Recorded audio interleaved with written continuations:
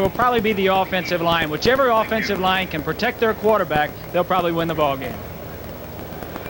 And we're set with the kickoff. The Chicago Bears winning the toss, and Anthony Hutchinson is set to receive as Rich Carlos kicks off. It is high and it is short. It will be taken to the 13-yard line by Hutchinson.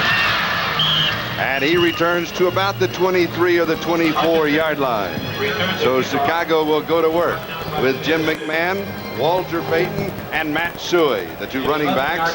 Galt, Marjoram, and Moorhead are the receivers. And the offensive line is Covert, Jackson, Neal, Becker, and Van Horn. Walter Payton coming off of a leg injury last week. He carried only 3 times for a total of 4 yards. He says he's okay. We'll find out very soon. Jim McMahon, the quarterback out of Brigham Young, a #1 draft choice a year ago. A flag is down. Payton on the right side, and he is ridden out of bounds just across the 25-yard line. Defense led by Louis Wright, number 20 for the Denver Broncos, but there was a marker on the play. Fred Silva is the referee. Offsides against the defense. A look at the officials. Hensley, Kragseth, Beeks, Liskey, Perry, and Don Orr, the field judge.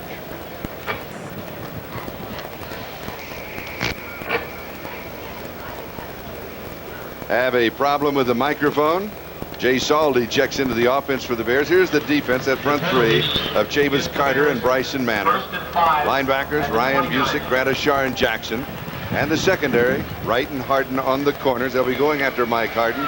Smith and Foley at the safeties. The reason they'll go after Harden is he is primarily a safety and not a cornerback. First down and 5. Walter Payton. 35-yard line, first down.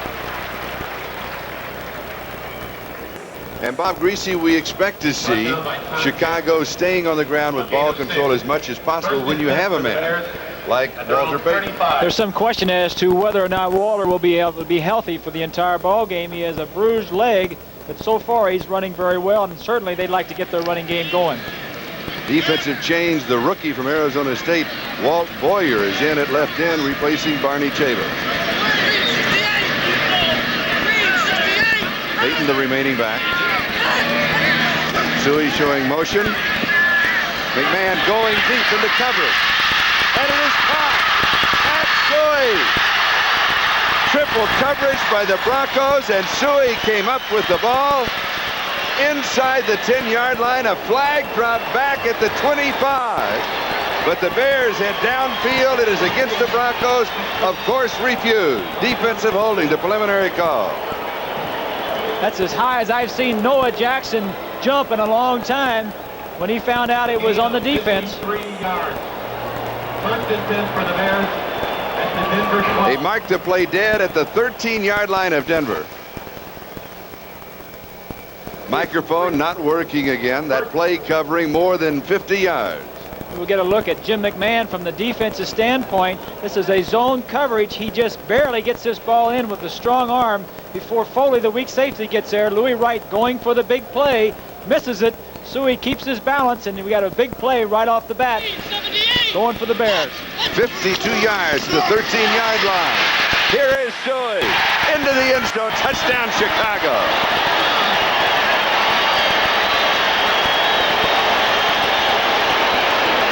So very quickly, a 76-yard drive.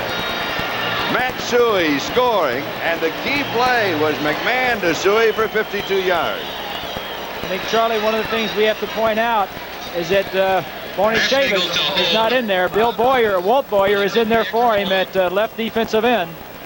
And we'll see it again, just straight blocking right up the middle. It's the best way to go. The extra point attempt by Bob Thomas. Bob Thomas. And it is good. The kick is good. Score. It is Chicago 7 and Denver nothing with 13:49. That is the time remaining. First quarter. Game just underway. The Bears lead.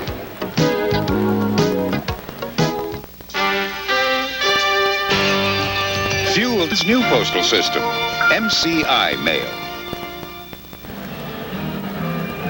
We are 1 minute and 11 seconds into the ball game. Chicago leads 7-0. Bob Thomas to kick off. Number 16, the two deep backs for the Broncos.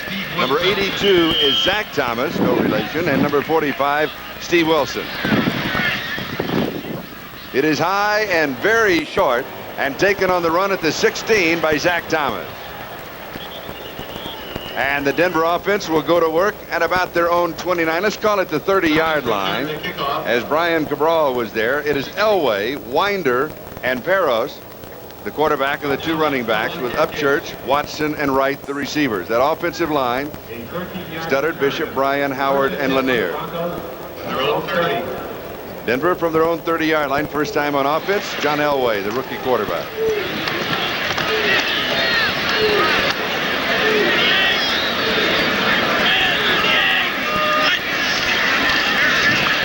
Winder cutting against the grain. Spins out to the 33-yard line. A gain of 3. It'll be second down and 7. Todd Bell, the strong safety, makes the tackle. Let's look at that Bear defense. Basically, they'll be in a 4-3 with Hartenstein, Osborne, Hampton, and Harris up front. The linebackers, Wilson, Singletary in the middle, and Raines on the right side. Schmidt and Frazier on the corners. Bell and Fisher, the defensive safety.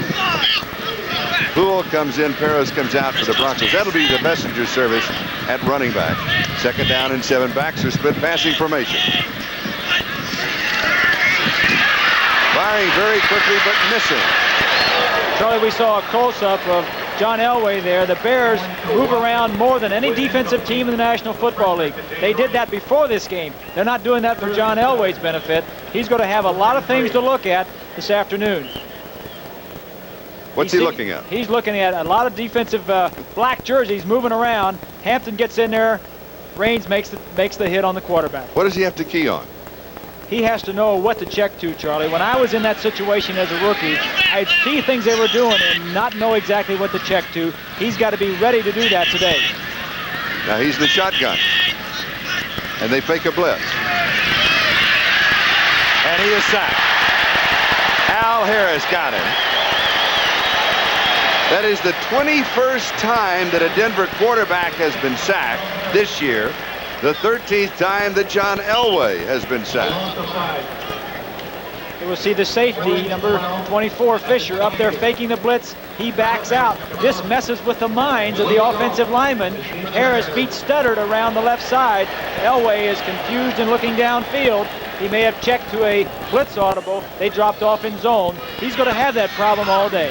Prestridge to kick and set for the return is Willie Gault, a member of the world record 4x100 team. And here is a great punt by Prestridge. Gault back at the 14-yard line. And good coverage by the Denver Broncos as the tackle is made at the 22 by Roger Jackson, who has been the king of special teams for Denver. Chicago leads 7-0. We're in the first quarter. 12:22 left to go.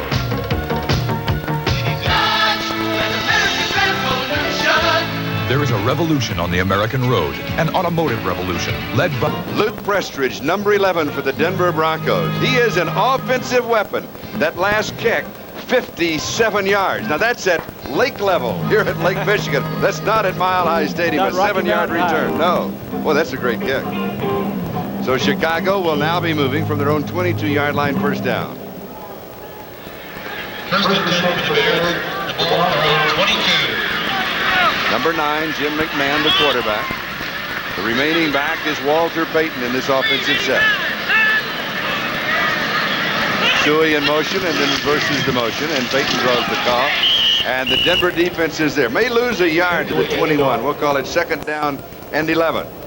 Tom Jackson was there, number 57, the right linebacker on the outside. This is Mike Ditka. A loss of 1. In the mustache and the cast on the hand, if you can see on the right hand. There it is. You talked to him about the cast. Mike said he got a little bit upset last week after the loss and ran it into one of these heavy equipment trunks. And his hand is going to lose every time when you go up against an equipment trunk. Dennis Gentry replacing Payton in the back. Second and 11. And it's a give to the second back through, who is Dennis Gentry from Baylor in his second year. And he is back to the 22, so it'll be 3rd down and 10. Reuben Carter making the tackle. A 1-yard pickup.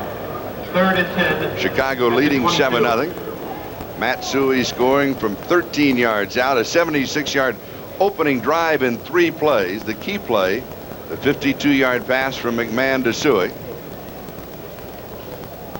3rd down and 10. From the shotgun. Willie Gault in motion. Gault going deep. Cuts back. Good defensive play. Interception by Harden. Denver has the ball. Harden on the return to the 40. To the 34-yard line. Mike Harden covering the speedster Willie Gault. Emory Moorhead with the tackle. And Denver has a big break. You see a second-year quarterback, Jim McMahon, throwing to a rookie wide receiver, Willie Gault. McMahon had man-to-man coverage here, actually in a blitz. Gault breaks his pattern, goes back inside. I think McMahon thought he was going to go outside. The problem Gault needs to do here, Charlie, is go up at the highest point and try to catch the ball at the highest point instead of waiting for the ball to come to him. Harden saw it, went up, and made the catch. And Harden is playing right cornerback. He's primarily a safety, though. He doesn't have the quickness of a cornerback, but he does have the knowledge. They like him right here because he has good vision on the ball. He's a safety. He can go up and make plays exactly like this. He is stronger as a safety than he is as a corner. Denver's ball, the Chicago 33-yard line. Jim McMahon suffering his 5th interception of the year. And Denver has a first down at the 33-yard line of Chicago. Rick Perro. We'll give him a yard to the 32. It'll be 2nd and 9. Otis Wilson was there for the Chicago Bears. Charlie, we talked about the Bear defense doing so many things different defensively. Here they're in a 3-man line. You see Brian blocking on the nose man, 24 Paris trying to cut back. The Bears will give you a 3-man line, a 4-man line, without changing, without substituting. Al Harris will become a linebacker. Elway to throw. This pass is complete to Nathan Poole out of the backfield. Mike Singletary, the middle linebacker, makes the tackle. And one of the problems that Elway has had is that he hasn't had a lot of time to throw. But even when he has had time, it takes him time to pick up the read of what the linebackers are doing in the secondary. I think the main problem so far has been the amount of time that he has to throw. He has been sacked some, which certainly hasn't been the majority his fault. Some of them he takes a little bit too much time, but when he does see things, he reacts a little bit too slowly, and that's only going to come by playing, and he's getting that playing time right now. Gain of 6 to the 27, 3rd down and 4. Blitzing. And he is dropped at the 40-yard line. Loss of 13. Todd Bell got him. That is the 2nd sack for the Chicago Bears. Now in a situation like this, Charlie, he's got, if he sees it before snap, before he goes through his audibles, he's got to check off to it on an audible.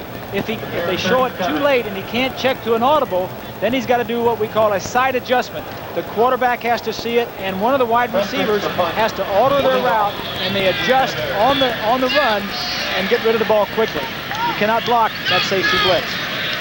They mark it at the 37-yard line, so it's 4th down 14.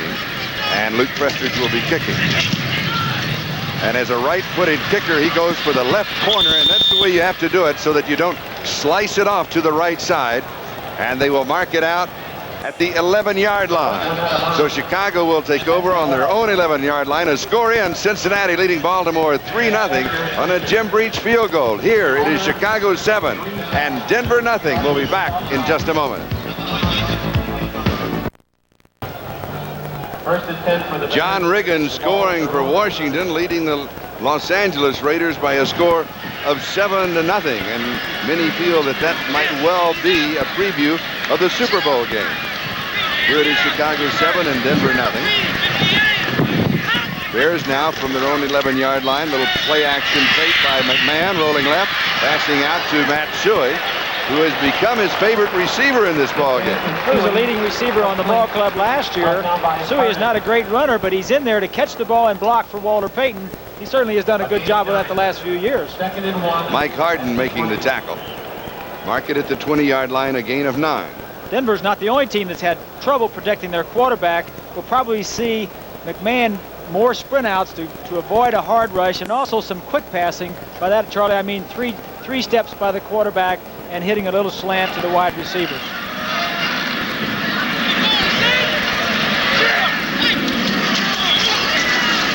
Suey was the remaining back in the set, going for the first down. It was 2nd and 1 at the 20. He goes to the 23, picks up 3 and the first down. Randy Gratishar, one of the 2 inside linebackers for the Broncos, along with Walt Boyer. Now Boyer has replaced Barney Chavis at left end.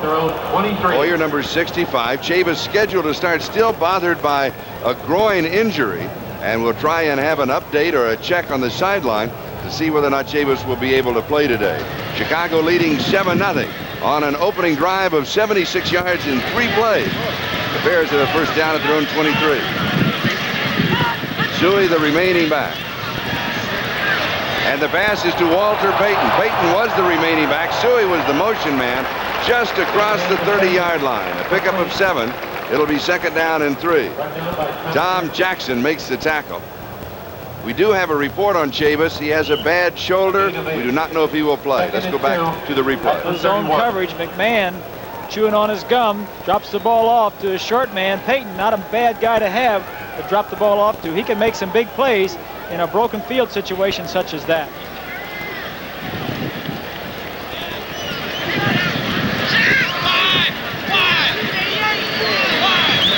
A gain of 7 yards on the play.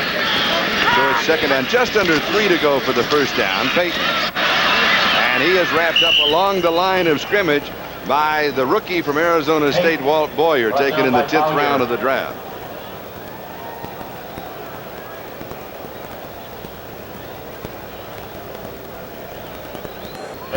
Change will be coming out for the measurement. Let's watch it ground level. Denver jumped down into a 4-man defensive line. You'll see Gratishar down in the line there, 53. No place to run for Walter Payton. Louis Wright jumping over the top. And it is a first down at the 33-yard line. 10-yard gain. 1st and 10 for the Bears. Now, Bob, Their own 33. you know the sounds of football up close. And you know them personally. Up close and personal. So let's, we have an excellent audio setup here, so we'll kind of back off a bit and see if we can pick up some of the sounds of the action.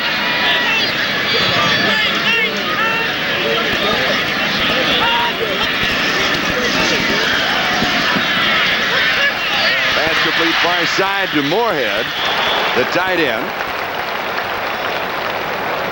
And he goes out of bounds around the 42-yard line. So he'll pick up 9 on the play, and it'll be 2nd down and 1.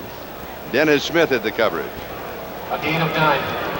2nd and 1. We'll take a look at the second-year quarterback, Jim McMahon, dropping back and looking into his zone and the sun, which makes a big difference looking downfield. Drops the ball out in the flat to his receiver. Starts jogging over there, Charlie. You see that little jog there. He's jogging over there in case that ball is picked off. It shows you the confidence. Are you sure? Oh, yeah. When you throw a ball out into the flat, you always want to hustle over in case it's picked off. Walter Payton, 2nd and 1. Has the first down. Starts and stops 3 different times and pulls 2 players with him. Kurt Becker and Keith Van Horn were the blockers leading the way, and Steve Foley finally made the tackle. First down for Chicago. Walter Payton. Unbelievable. Love to watch Walter Payton run. Holding the ball in one hand, but he knows when he's going to get hit, he'll pull it back in there, trying to get the defensive man to commit himself so he can go one way or the other. Just a real fun guy to watch. First down, 50-yard line, the offense of the Chicago Bears. Moving for the 3rd time in the game. First time they moved for a touchdown. 2nd time, interception by Harden.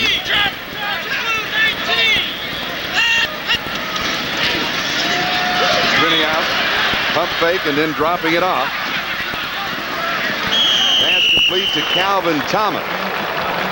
And he leans just across the Denver 45-yard line. Jim Ryan and Steve Busick make the tackle. That time, Charlie, the Denver defense was all up on the line of scrimmage, 11 men at the line of scrimmage faking a safety blitz. The two of their cornerbacks, or two of their defensive backs, Louis Wright has 1 sack and Dennis Smith has 2 sacks, so they've been very involved in rushing the quarterback. That time they pulled out of it. McMahon checked off and didn't have anything downfield, just dumped it off. Gain of 6, 2nd and 4. Draw, Calvin Thomas to the 41-yard line. He has 3, so it'll be 3rd down and 1 as Bryson Manor makes the tackle. A couple of scores are in. Minnesota leading Dallas by a score of 7-0. A Steve Dills touchdown pass to Sammy White covering some 43 yards. Green Bay now leading Tampa Bay 14-0. Epps a punt return for 89 yards and a touchdown, and then a Lynn Dickey pass to Clark for 75 yards. So 2 big plays for Green Bay. They lead Tampa Bay. Peyton, Suey, and Thomas are all in the offensive set. 3rd down and 1.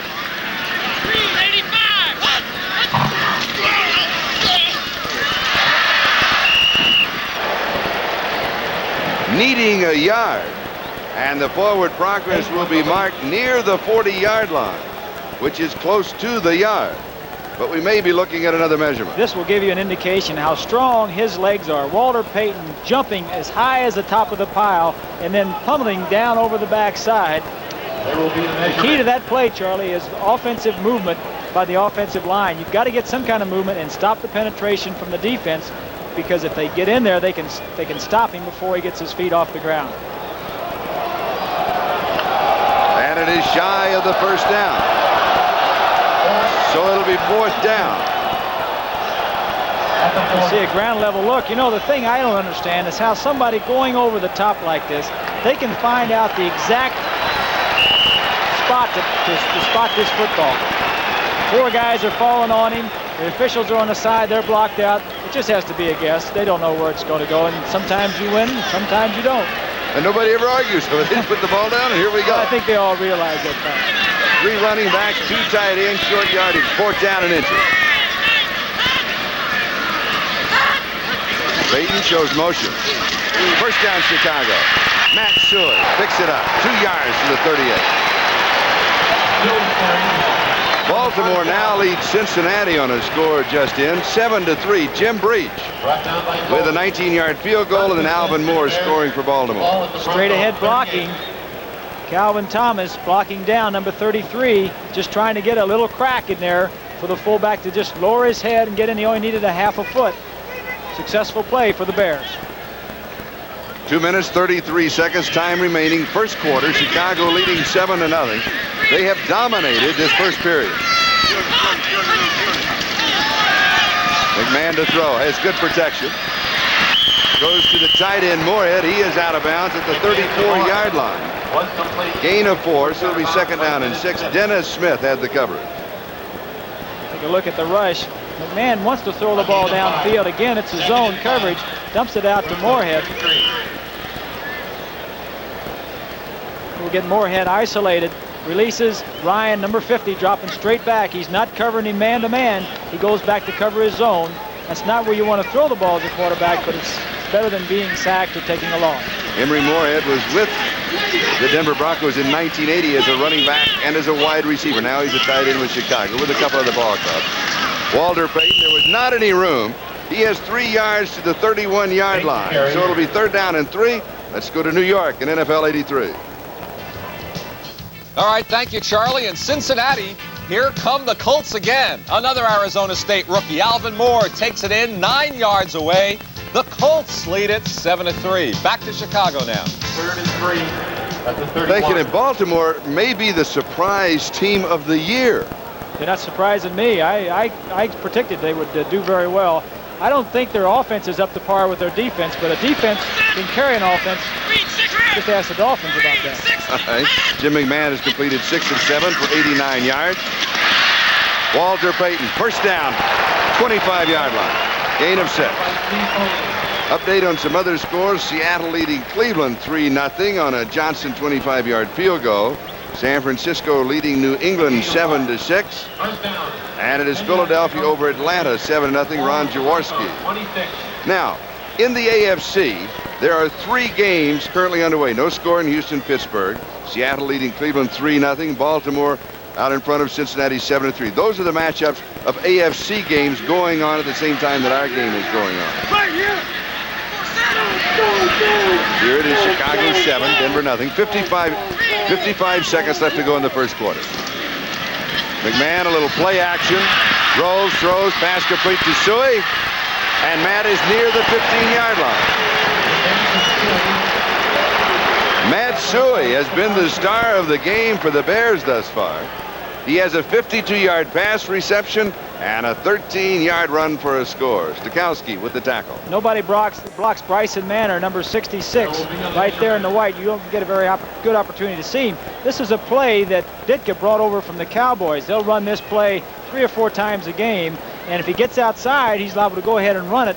The wide receiver goes deep down the field. He has a choice to throw deep or to a short man. It's a good counter play. If the defensive end is reading a linebacker or reading a lineman, he can always go to that to break their keys. There are 3 games between NFC teams going on right now. Minnesota leading Dallas 7-0. Green Bay out in front of Tampa Bay 14-0. And Philadelphia leading Atlanta by a score of 7-0. So 3 games in the AFC underway, 3 games in the NFC. Also, there are 2 interconference games that we'll be updating. It's a first down. Official spotted at the 16-yard line. McMahon fires in zone, touchdown, Willie Gault. For Gault, that is his 5th touchdown of the season. The rookie receiver, and the man that he beat was Louis Wright.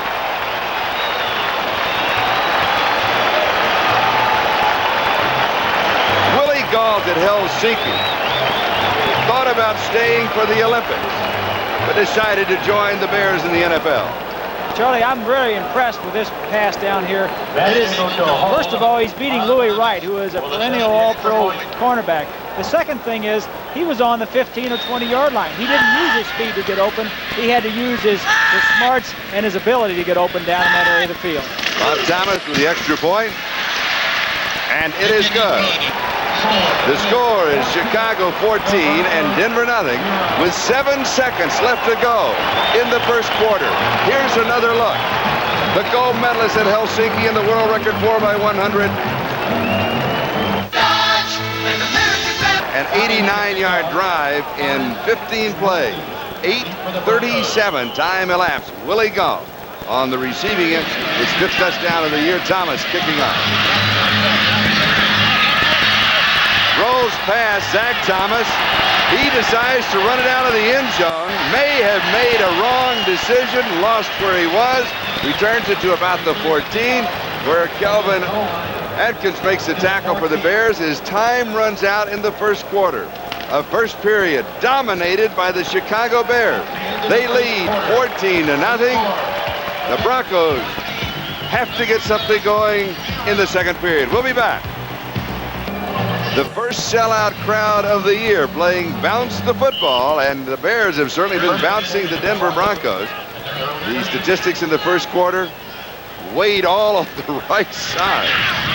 Problem is Denver's offense and John Elway have only had the ball 2 series, 6 plays, including 2 sacks. Elway going deep, and it is incomplete. Throwing over the wrong shoulder of Steve Watson. Now, what's the problem there?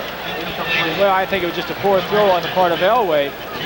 Deep in your own end zone, it's not a bad call. Play action, throw the ball down past the cornerback. If it's incomplete, it's out of bounds, but it's an opportunity to make a big play. You're not probably going to get out of there running the football. We mentioned that we have games going as far as interconference games are concerned. 2 are underway. Washington leading the Raiders 7-0 in the first quarter. San Francisco leading New England 7-6. First quarter score. 2nd and 10. Denver from their own 13. Chicago leading 14-0. Sweep right side. Winder around the corner and just battles his way to the 18-yard line. So that's a tough 5 yards. It'll be 3rd down and 5. Terry Schmidt defensive left cornerback is the man who brought him down. 6-yard pickup. 3rd and 4 at the 19. Here we see a ground level look at Sammy Winder coming around in. I'll tell you, the Bear defense, Charlie, is showing so many different fronts and doing so many things differently in the secondary. I don't think John Elway has any idea what they're doing, and sometimes I question whether or not the Chicago Bears know what they're doing. We'll be back in just a moment. Dave Stutter to the Broncos, the injured player. He has come out of the ballgame. Keith Bucher has replaced him. 3rd down and 4 at the 19-yard line. The Chicago Bears have 7 defensive backs. On the draw, Sammy Winder is dropped by Al Harris. Good defensive play. And again, Charlie, you saw on your screen the Chicago Bears and the defensive backs up there jumping around. That man right there, John Elway, has to look right at it. Inexperience will cause confusion, and that's what the Denver Broncos have in their offensive team right now. The Chicago Bears are showing them a lot of different things, and they are winning that battle right now. Later on, they could make a mistake, and Denver could capitalize, make a big play on it. Elway has completed 1 of 3 passes for 6 yards. Winder 2 carries for 9. No offense for the Broncos. Prestridge will be kicking. Had a 57-yard kick earlier in the game. Flag is down. Willie Galt takes it at the 40.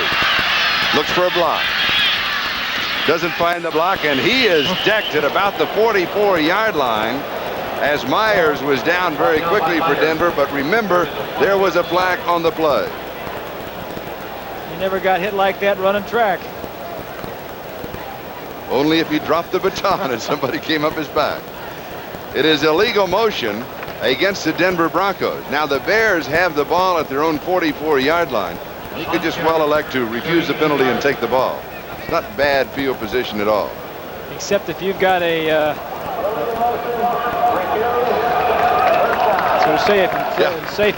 except if you've got a world-class sprinter, you may want to give another chance to. Obviously, they're going to take it where it is and move from there. Dan Reeves, head coach of the Denver Broncos. Chicago leading Denver 14-0. We've got a timeout. We'll be back in a moment. We're on the second leg of this NFL game, going downwind, you might say.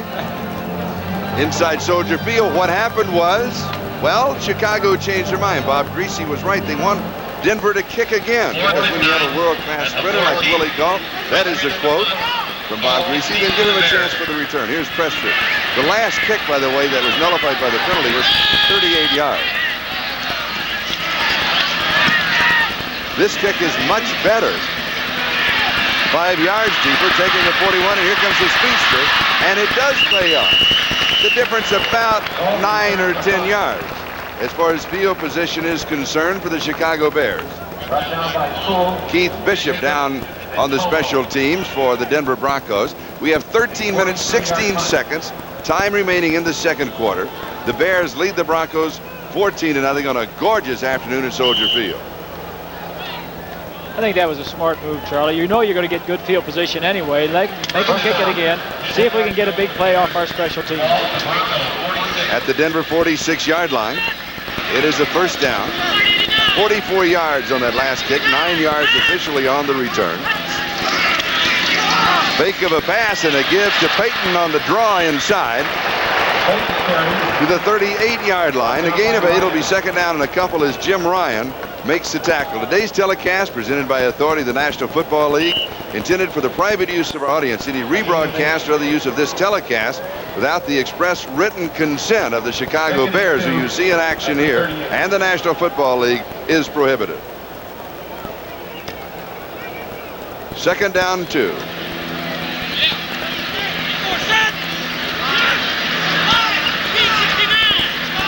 Payton, the remaining back.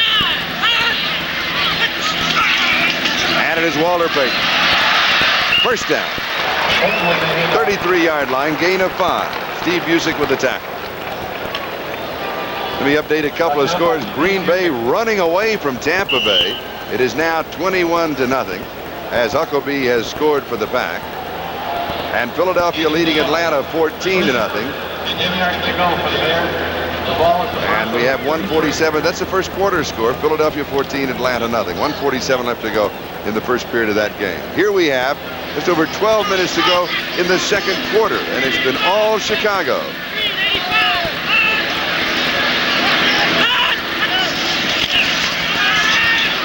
McMahon has pressure.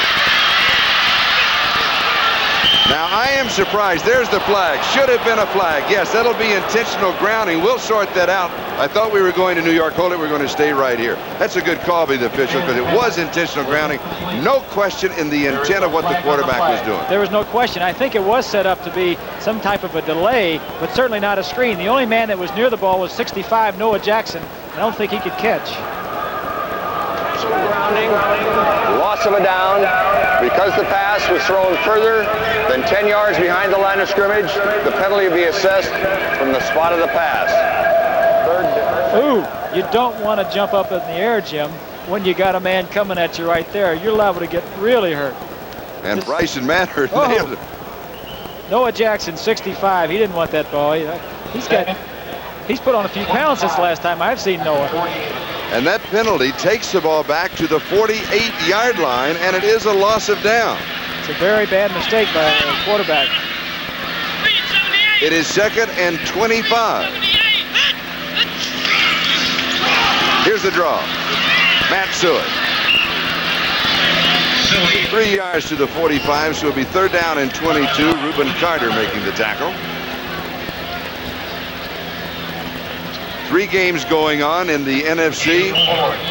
Minnesota leading Dallas now 7-3. Green Bay, we pointed that out. Boy, they're running away from Tampa Bay. And Philadelphia leading Atlanta 14-0. Those are the 3 early games between NFC teams. Tampa's really having their quarterback problems since the departure of Doug Williams. 3rd down, 22.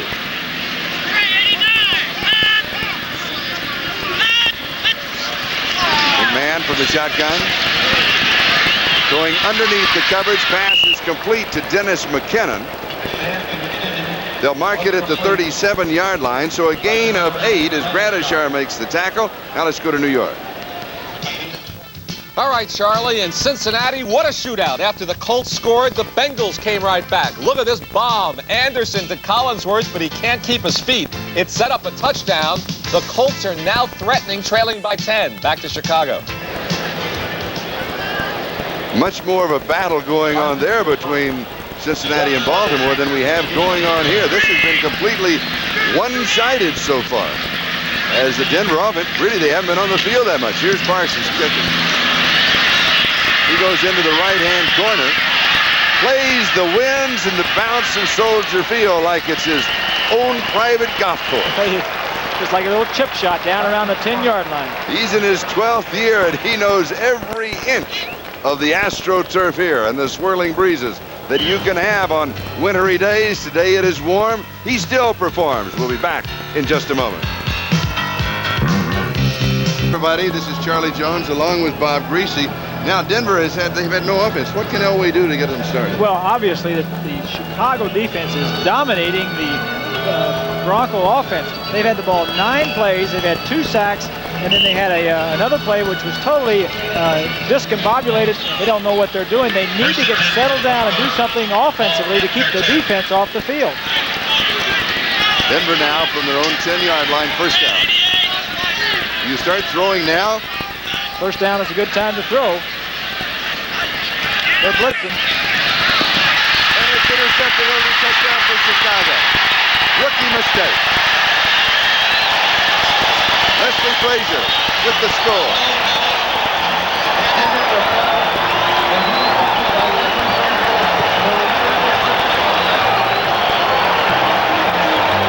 Here you see all the Chicago Bears up there. They're blitzing. Elway makes a big mistake. You never throw the ball up in the air in your own end zone or 10-yard line. But that's just a rookie mistake, Charlie, that he's going to have to suffer through. The Bears are a very aggressive defense. 25, Todd Bell, safety blitzing. Cornerback, good vision on the quarterback, sees the ball. He's the only one that did see it and runs it in for the touchdown. He's trying to throw the ball away. I hope he was trying to throw it away. I mean, that was the impression that I had, and you just didn't, you know, you didn't execute. But there's no way you can have pass protection on a situation like that because your offense cannot block everybody. He looks left. See how high he's lofted? No, it was a timing Problem pattern. was he turned his eyes. He didn't look deep downfield. John Elway continuing to have a rough start of the season. Here he sees the defense. He sees the blitz coming, but he turns his head. He loses vision of where the defensive men are coming from. In that situation, never turn your head. Always keep vision on the play. Steve Wilson just returning the kickoff to the 20-yard line. He was jarred by Richard Dent and the ball popped loose. And so Elway will be coming back in. Here's the kickoff return. This is Steve Wilson from Howard in his 5th year. And boy, what's the hit at the 20-yard line? There it goes. Ball and all, out of bounds. So Denver trying to get something started once again. This time their own 20-yard line. Chicago leading 21-0.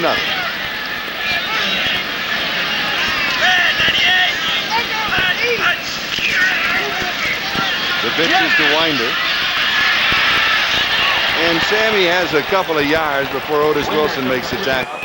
There are 3 games in the AFC going on. Houston, Pittsburgh, no score second quarter in that game. Seattle and Cleveland, second quarter, they're tied at 3. And in the second quarter, Cincinnati leading Baltimore by a score of 17-7. Those are the 3 games in the AFC. And this is the chart on the sideline. Charlie, this is a little pep talk.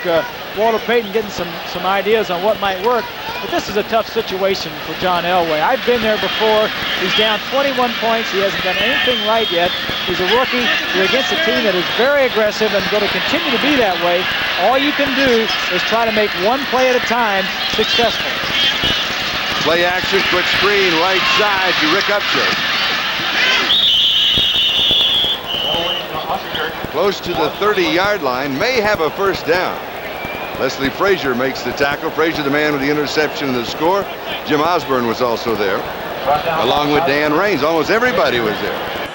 It's a good play for Elway in this situation in the game. It's a little fake. It's a quick pass so he can get it off, and it's a safe pass. It's behind the line of scrimmage to a player that can make a big play. Upchurch, number 80, can bust a lot of these plays and make touchdowns. That's the type of play Elway needs right at this point in the ballgame.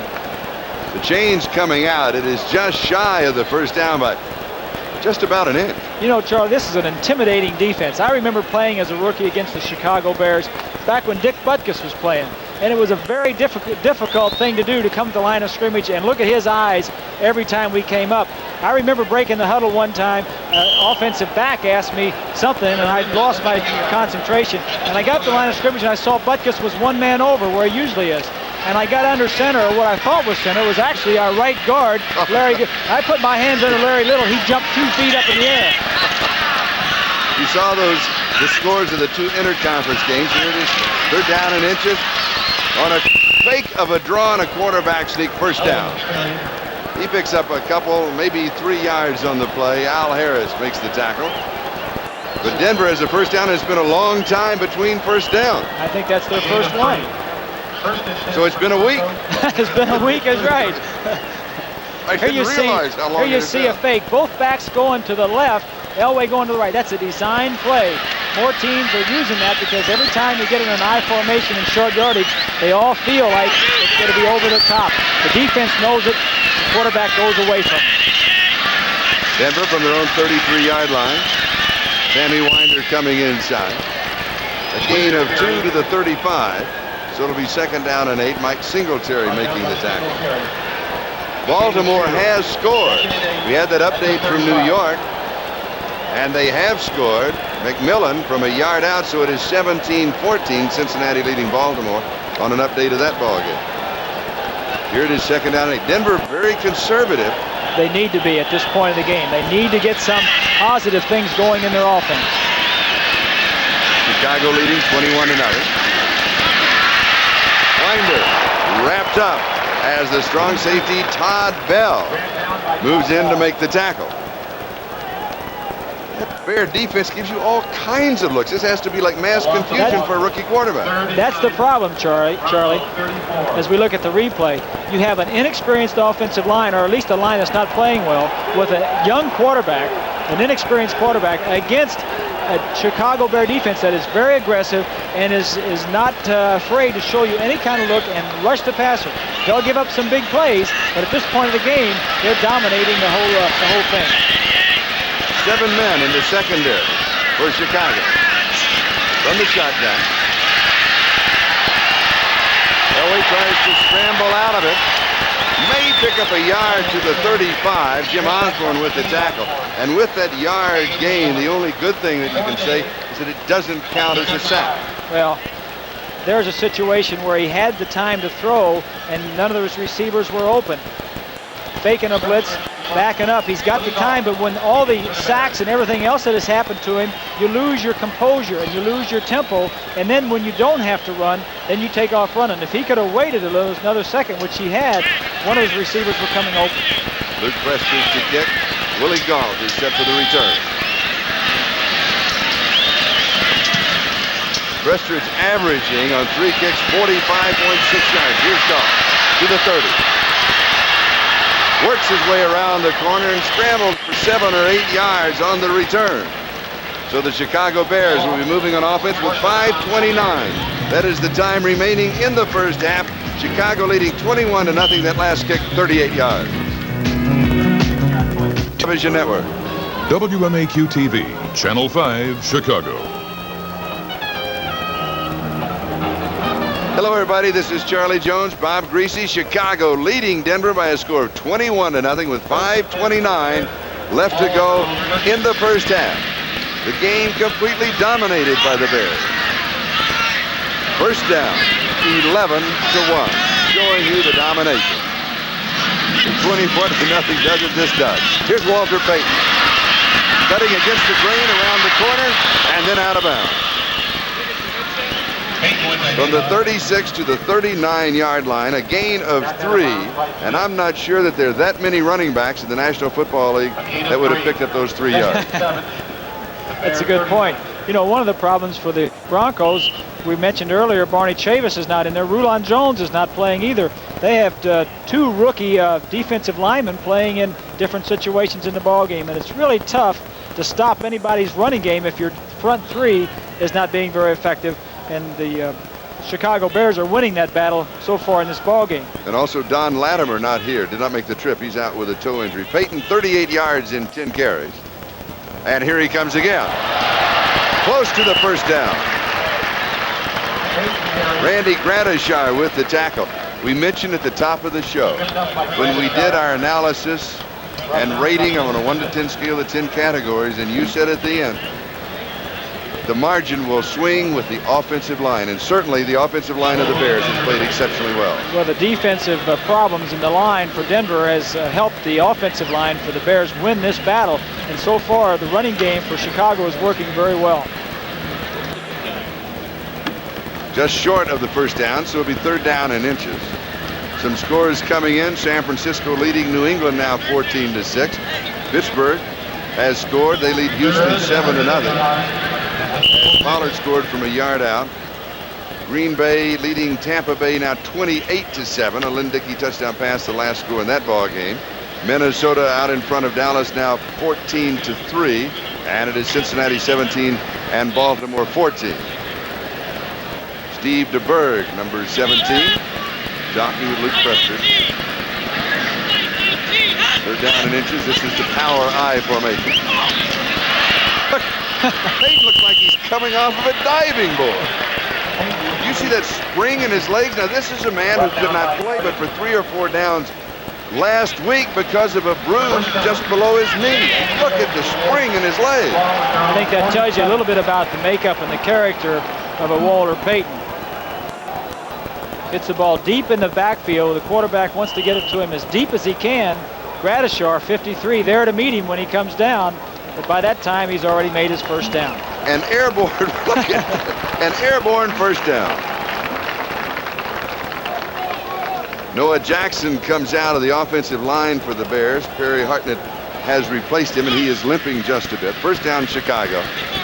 Their own 47-yard line. 3:53 left to go, second quarter. Bears lead it 21-0. Fake of the draw. Deep, Goff is there, and he juggles it. You Cannot overthrow Willie Gall. He caught up to it, but he couldn't hang on to it. Boy, is he exciting to watch. Woo! Right down the middle of the field. He beats Smith and Foley. You can do these types of play-action passes when your running game is working. It was a two-deep safety zone. Galt goes right down the middle. He's beyond either safety. In defense of Willie Galt, I'll say that he was looking back into the sun. Whether it was a factor or not, it's hard to say. It looks like the speed you used to have at one time, Charlie. Long time ago. But notice how he just changed gears. It looked for a moment as if he was overthrown. Yep. Second down and 10 at the Chicago 47-yard line. Walter Payton, right side. Is that a blown call? There were no blockers there. It must have been. It was designed to go somewhere else. But he can turn a play like that. He's so exciting. He did it by himself. He's so exciting to watch. He looked like he was going to be ready to jump over the defensive man if he went in low. You never know what Walter Payton's going to do. There you go. Perry Harton at 67 gets knocked off. He looked like he was going to jump over somebody right there. Louis Wright's been out there a long time. He's going to get him down one way or the other.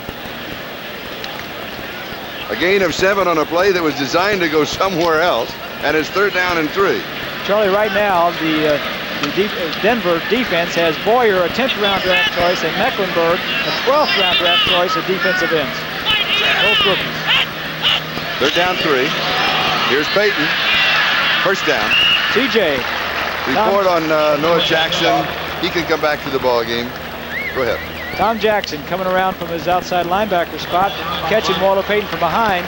Tom Jackson is an excellent linebacker, as is Gradishar. All the Denver linebackers are good. Busick and Ryan, of course, are missing Bob Swenson, probably the best linebacker on the ball club. Update on the 3 games in the AFC. Pittsburgh leading. Seattle, Cleveland still tied. Cincinnati still out in front of Baltimore. 3 games in the NFC. Minnesota ahead of Dallas. Look at Green Bay. They're running away from Tampa Bay. Philadelphia leading Atlanta.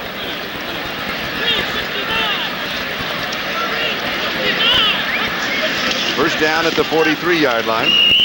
Matsui. A couple of yards. 2 games, interconference games besides this one. And Washington leading the Raiders. Now Washington favored in that ball game. They're out in front 10-0. San Francisco leading New England 14-6. And here in the other interconference game, it is Chicago 21 and Denver nothing with 2.5 minutes left to go in the first half.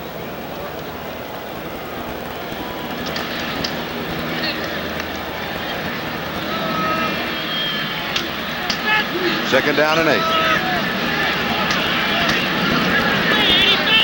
Denver offense has not been very productive. They haven't been on the field a lot either. Here's Payton. Time of possession is going to be, 24 minutes to 6, something in that neighborhood. Charlie, they've had the ball 5 times.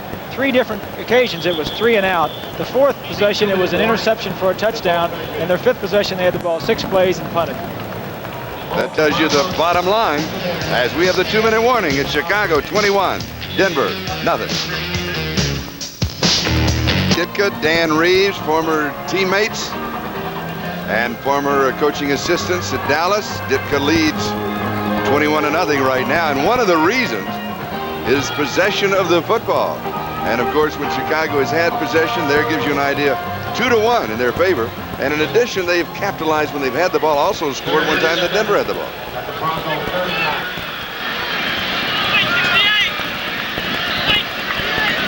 Three wide receivers in for the Chicago Bears. Third down and 6. McMahon scrambles forward. Has the first down. Heads for the side. Gets a good block. Gets some extra yardage. Heads up play by Jim McMahon. Dennis McKinnon with the lead block out in front, and so he picked up 5 or 6 more yards because of that block. When you're young, you can run. Sometimes if you don't read the coverages right, the man don't get open or the protection breaks down. If you're young, you can do this, and the reason no one is there to tackle him is because it's man coverage and all the linebackers are running around covering somebody with no vision on the quarterback. A gain of 20 yards to the 19. McKinnon, we mentioned the block on right. No, it wasn't right. He picked up a block. He's airborne like Walter Payton. First down, 19-yard line. Dump It's off to Payton. Payton in the block, picking up a linebacker. And he is out of bounds around the 13-yard line. So add 6 more to the total. Louis Wright was there for the defense. He is something else. That number 34, Walter Payton. Let me update a score for you. It is now Washington 10, the LA Raiders 7. Jim Plunkett to Cliff Branch, 99 yards for a touchdown. That ties the NFL record. And at halftime, NFL 83, they'll have that highlight along with highlights and scores from all the other ball games. Also another update, Cincinnati leading Baltimore now by 10. Ken Anderson scoring from 3 yards out, 24-14. Cincinnati's offense is back. And so the Chicago Bears offense is back also. Here's Payton. Hit at the 8, comes down at the 5. It's the offensive line, Charlie. It's dominating the line of scrimmage. I really feel as though the Denver Broncos are really hurting in the defensive line. Of course, like we said, Latimer's not here. Chavis is not playing. Rulon Jones is out. And they're just having all kinds of problems in the defensive line. And we've got a timeout. We'll be back in just a moment. Preceding announcements furnished as a public service by the National Football League and by number 81, Steve Watson. Played his collegiate ball at Temple, now in his 5th year, and has developed into one of the truly great receivers in the National Football League. Hasn't had that much of an opportunity today because the Denver offense hasn't had that much of an opportunity. That's exactly right. Chicago at the 5-yard line of Denver. First down, goal to go.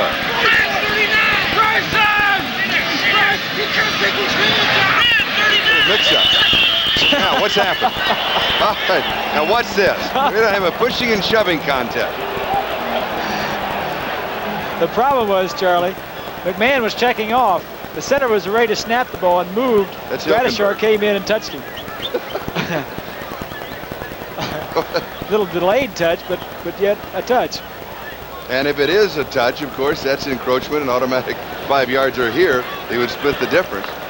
But I was beginning to wonder about the 30-second clock because there was a lot of movement back and forth. I thought that, Suey was out on the wing, came back, and then started back out on the wing. Yeah. We've got false start on the quarterback, taking his hand out from behind the center, drawing the other team off. Nice.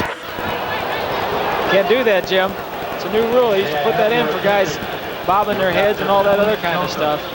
Can't really see it here. You saw the center, Hilgenberg, pull back. Yeah. And of course, once there's movement. There you go. That's a new rule. You cannot bring your hand out from underneath the center once you've got it under there. And Gradishar knows the rule. Gradishar sure does. And the center takes the blow. Hilgenberg takes a swing back at him. But that's a good point of the players knowing the rule and capitalizing on it immediately. Exactly right. First down goal to go 10-yard line after the penalty.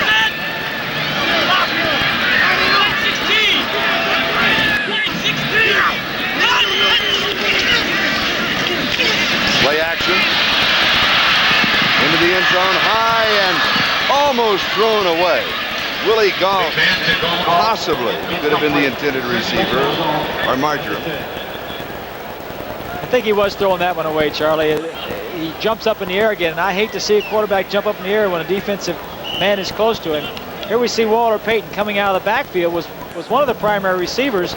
That's why he didn't get the ball. Little unintentional tripping going on. Gradishar wouldn't do that intentionally. Of course not.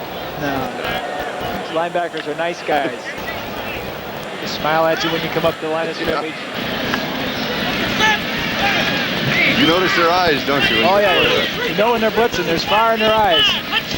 Second down goal to go. Roll out, pass complete to Matt Suey. And he is out of bounds. Will stop the clock at about the 1-yard line. Minnesota now leading Dallas 17-3. A Ricardo field goal. And again, NFL 83 will update all the scores and highlights at halftime. It's the second time we've seen this play, and the second time Suey has caught the ball. Broncos will probably see it again until they stop it. Jim Ryan saves the touchdown. 2-yard line. Third down goal to go. 1:17. Time remaining. Second quarter. Bears dominating the game 21-0. Suey 5 receptions, 84 yards. Payton, motion, right side. Rolling right. Payton's there. Goes to drops it. No, that was Calvin Thomas. Did Peyton cut inside and then Thomas swing out? Exactly. We'll see play action and a rollout. McMahon pulls up. Got to catch the ball first before you can run in there. I think he felt he heard Smith coming from behind him. Wanted to get the ball and get in the end zone before he got hit. So it is 4th down, and Bob Thomas with a field goal attempt by Schnigel to hold. From the 10, an attempt of 20, just inside the 10. They may call it a 19-yard attempt. And it is good. So officially, 19 yards away. And Chicago leads 24-0 with 1:08 left to go in the second quarter. My question is, can Denver get anything going? Well, they don't have to score 24 points. What they do need to do is come back out and gain their confidence and gain their composure. Get their tempo back going, not only with their quarterback, who certainly is flustered at this point, but also their offensive line, their entire team. How do you do that? Well, you don't get rattled. Dan Reeves won't get rattled. I'm sure I've been in this situation several times. When I first came out, I was one of the quarterbacks that didn't sit, Charlie, that came right out and played like Elway. I had 2 concussions my first year, had a slight shoulder separation, so I kind of know what he's going through. There were many games when the Miami Dolphins were down 24-0 going into halftime, and all you can do is try and get something positive going. He needs to keep his poise, needs to keep his confidence, maybe work on some short stuff. Sooner or later, if you continue to play a team as aggressive as the Chicago Bears, you'll hit a big play on them. Football may be king this afternoon, but in this city, all they're talking about is baseball. Starting Tuesday night, be with us on NBC. All the excitement of the American National League Championship Series. Our coverage begins Tuesday night at 8 p.m. Eastern Daylight Time at the home of the West. That's the Dodgers. Wednesday afternoon, 3 o'clock Eastern Daylight Time in Baltimore. And the White Sox will be there. So stay with us for all the great playoff action, both leagues, all here on NBC. Bob Thomas will be kicking off as Zach Thomas and Steve Wilson are set for the return.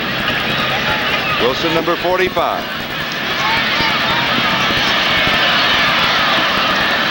And he battles his way near the 30-yard line. So Denver will have their best field position that they've had in a long time. Atkins of the Bears makes the tackle. They only have a minute and a second left to go in the half. You go deep, you run it out. What do? 32 yards in the return. Well, I think you got to pass, and hopefully you always have a deep receiver on every pass pattern, Charlie. If that is not open, if they're not blitzing or not playing aggressively, sitting back in a zone instead, then you throw underneath and try to get something working upfield. The Bears have 5 men in the secondary. Elway from the shotgun. And the pass is complete to Dave Preston. Preston, the forgotten man of the offense. And he is in as a receiver and picks up the first down as Terry Schmidt was chasing him. Stopping the clock, 53 seconds left to go. Now, Elway had just over 3 seconds before he fired the ball. We'll be checking the time of his protection. 3 seconds, 3.5. That's about what you need, isn't it? Well, that's plenty of time. He didn't want to throw the ball to Preston, obviously. He was looking downfield. He dumped it off to Preston just to get something out of it. But if he gets 3 seconds, he'll tear this league up.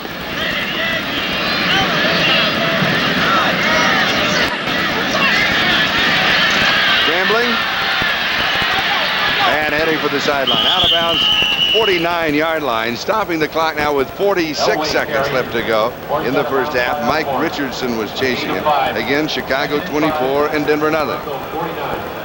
Well, Charlie, talking to John Hadel, former great quarterback in the National Football League, who is now coaching the quarterbacks for the Denver Broncos. He says that John Elway has got all the ingredients that you would ever want in a quarterback. He's got size, intelligence, arm, movement, the whole works. He just needs a little bit of experience, and he's going to be a great player in this league.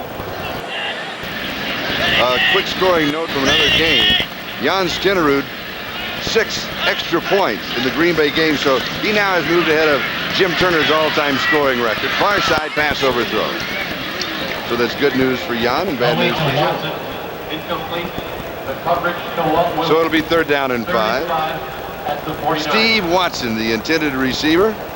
He draws a lot of coverage. He certainly does. When you don't have a lot of good receivers, you got one top receiver, he's going to get the attention. Watson in the Pro Bowl a couple of years ago, being covered very closely by Williams. Williams could afford to play him that way, let him get beyond him because he had help deep. Double coverage on the play.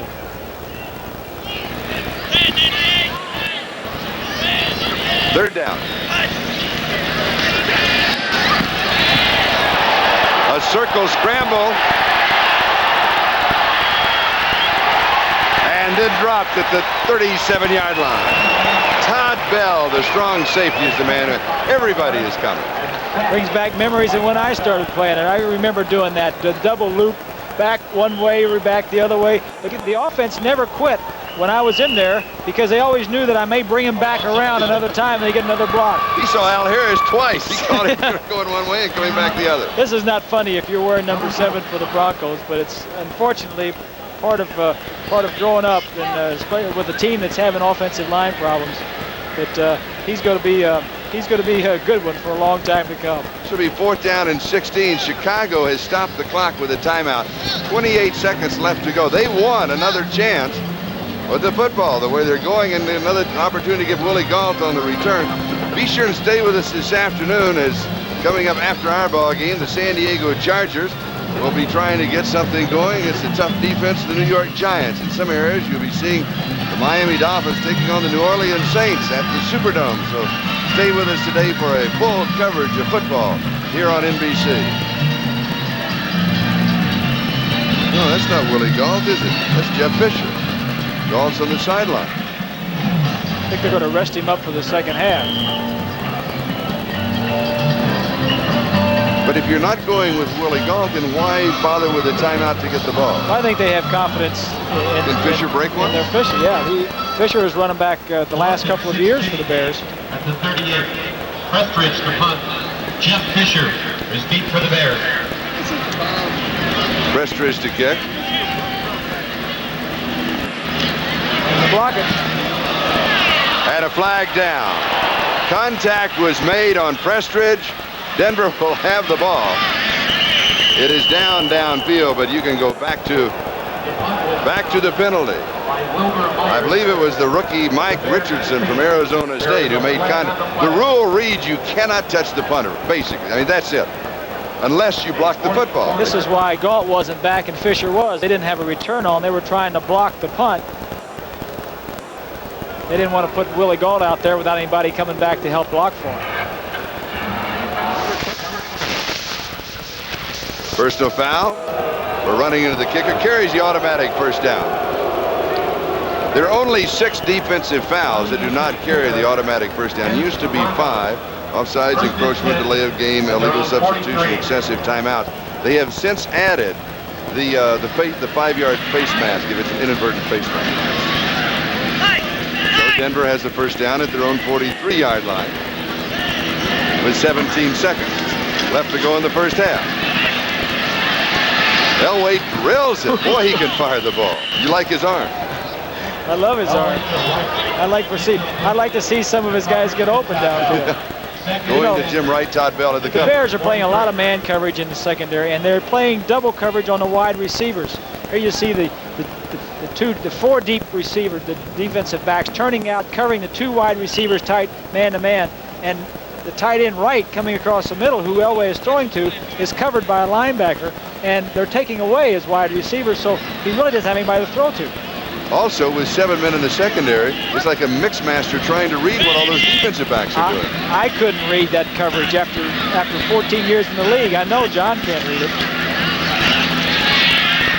Has pressure, but now his protection. And he goes to Watson. He caught it just past the first down marker, then circle back, and he may have lost the first down. But it may become academic also. 2 seconds on the clock. That was a second down situation. Walt Williams was there, and Denver will stop the clock with a timeout with 2 seconds left to go. They'll have be on about the 47 or 48 yard line, so they can go for 1 bomb. How can you read that? You can't. you can tell the man in the middle of the field, number 44, is looking for a receiver, so you know he's man-to-man. He's not dropping back and looking at the quarterback. There are so many people back there, you have to find out which, and they're so loose. Of course, it's the end of the half. You have to find out which one is covered singly or which one is being covered double, but is so loose that you can still get the ball in there. And with an arm like he's got, he can get it in there pretty quickly. Also, did you notice he's looking for the one that is pushing off illegally? Yeah. Watson had a little shove and got clean. Now, he has a problem just looking. I mean, he's got a problem of read and then a problem of finding out where his players are. Well, and the other thing he has to do is move around in the pocket. He steps around good. This is great practice for a young rookie quarterback to move around in the pocket to allow your offensive lineman to block for you, to allow your receivers to get open. Great practice? Great practice. You know, sometimes he gets back too quickly. He's ready to throw the ball too quickly, and his receivers aren't ready, and the defensive backs are reading. Third down and a couple, 48-yard line in Chicago. Unloads, but goes way high, and it's going to be a jump ball, and it's incomplete. Jeff Fisher was there. Terry Schmidt was there for the defense. Walter Payton strolls to the locker room. It has been a first half completely dominated by the Bears, 24-0, and NFL 83 is coming up at halftime. In 1876, Alexander Graham Bell started a communications revolution. Watson, come here. I want to. Watson, Watson, Watson, Watson, Watson. Watson and Watson. 255 to 58 for Denver.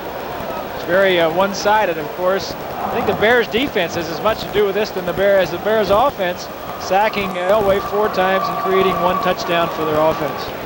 Now, at the top of the show, we had our opening advantage rating, and we rated a total of 10 categories on a scale of 1 to 10, and Denver came out with a slight edge. But Bob did point out that the swing category was the offensive line. Now, we gave Chicago a slight edge in the offensive line, 7 to 6, but when you look at the total offense, you would have to give the quarterback a bigger edge than a point. The running backs, you know, with Payton, you could give him almost a 10 with what he's done today. The receivers, and primarily the offensive line, because they have dominated. I think McMahon's playing well. I think Payton is playing well because the offensive line is dominating the line of scrimmage.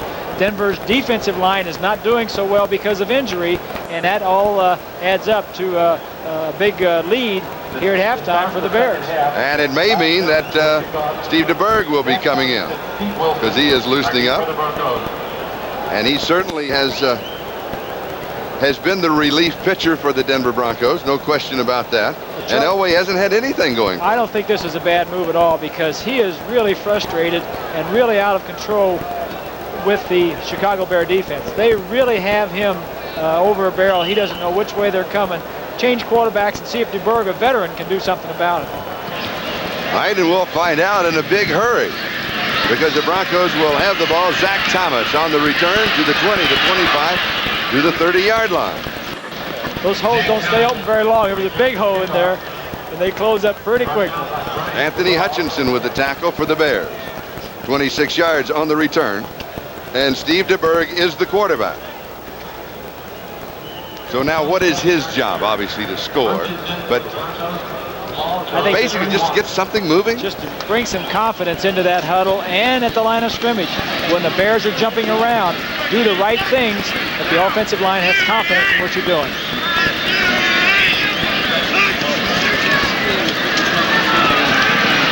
Down the middle, it is caught at the 45-yard line. Jim Wright, the tight end, pulls it in, and DeBerg opens up with a big first down. Todd Bell was there for the defense. Let's take another look from the end zone. Chicago starts out by blitzing their linebacker Otis Wilson, throws the ball over Fisher's head, over Bell's head. It's a great throw for his first throw of the ball game, and that's the thing you need to do. They were blitzing man coverage, get the ball downfield. Upchurch goes wide to the far side. Watson wide to the near side. Jim Wright, the tight end. Winder and Peros, the running back. And that's Nathan Poole. He and Peros are the messenger service.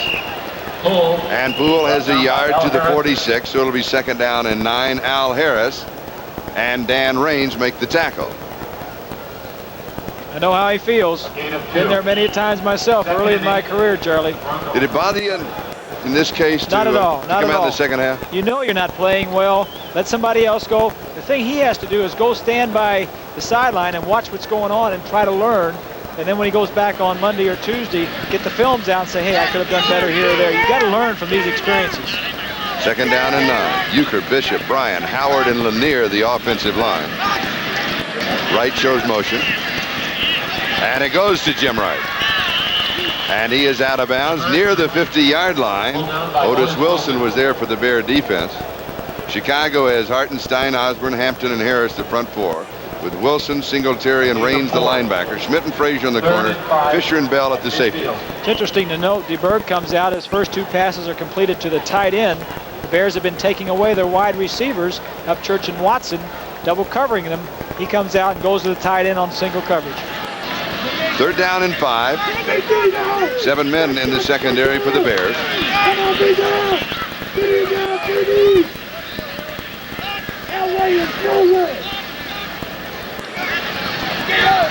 Going very quickly, and a flag goes down. Pass was complete to the rookie Clint Sampson out of San Diego State. Mike Richardson is the man who picked him up, but there was a marker down. Defensive holding is the preliminary call. Defense, 43. Holding, refuse, first down. Number 43 is Walt Williams. Gain of 12. Walt Williams right there holding. That is a hold. Could have tackled him with a little bit more effort. Walt knows if you're going to hold, go ahead and hold. Gain of 12 to the 38-yard line, first down. So Denver is on the march for the first time in the ballgame. The second back is Winder, and he is wrapped up at the 40, so he'll lose a couple. It'll be second and 12. Dan Hampton was there in his 5th year out of the University of Arkansas. So the Razorback got him. May have seen just before the ball was snapped that last time, the Bears defensive line shifting over. The offensive line of the Broncos then has to make an adjustment on the blocking play, and they're having their problems today with that outfit. DeBerg now 3 for 3, 30 yards throwing. Second and 12. We're 3 minutes into the second half. He just drops this one off, and this drop. Winder was all alone. Could have picked up 5 or 6 yards, possibly. Todd Bell is the man who was closing on him, but the ball got to the turf before Bell got there, so that's academic. Third down 12. You can feel much more composure now in the Broncos offensive backfield with DeBerg in there. He's seeing things. He knows what's going on. It was a zone coverage downfield. Nothing was open. Winder was in the flat. Dump it out there. Let him pick up 4 or 5 yards. Schmidt, Richardson, Bell, Fisher, Jewerson, and Frazier all in the secondary for the Bears.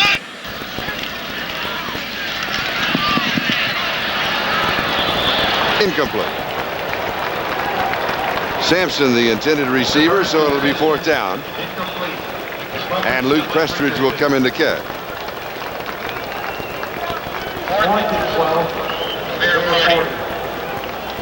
Now, Steve Watson, one of the premier receivers in the NFL, draws a lot of attention. He's number 81. Number 81 in white, being jammed to the line of scrimmage by Todd Bell. Now, Bell has another defensive back deep downfield that's helping cover Watson. Watson just can't get around him and run downfield because there's another guy down there helping out. And you're allowed that one chuck on a wide receiver within 5 yards of the line of scrimmage. Prestridge, and he'll go for that left-hand corner. Right-footed kicker. Did he get it? No. Nope. Across the goal line. Touchback. So we'll bring it out to the 20-yard line. The score here is Chicago 24 and Denver nothing. San Francisco leads New England 20-6. Cincinnati leads Baltimore 31-21. We'll be back. It is on. There's cheering in the stands as today's game is brought to you by Chevrolet, official U.S. cars and trucks of the 14th Olympic Winter Games. Chevrolet and you taking charge. By Arby's, home of deli specialty sandwiches, including Arby's Sub and Roast Beef Deluxe.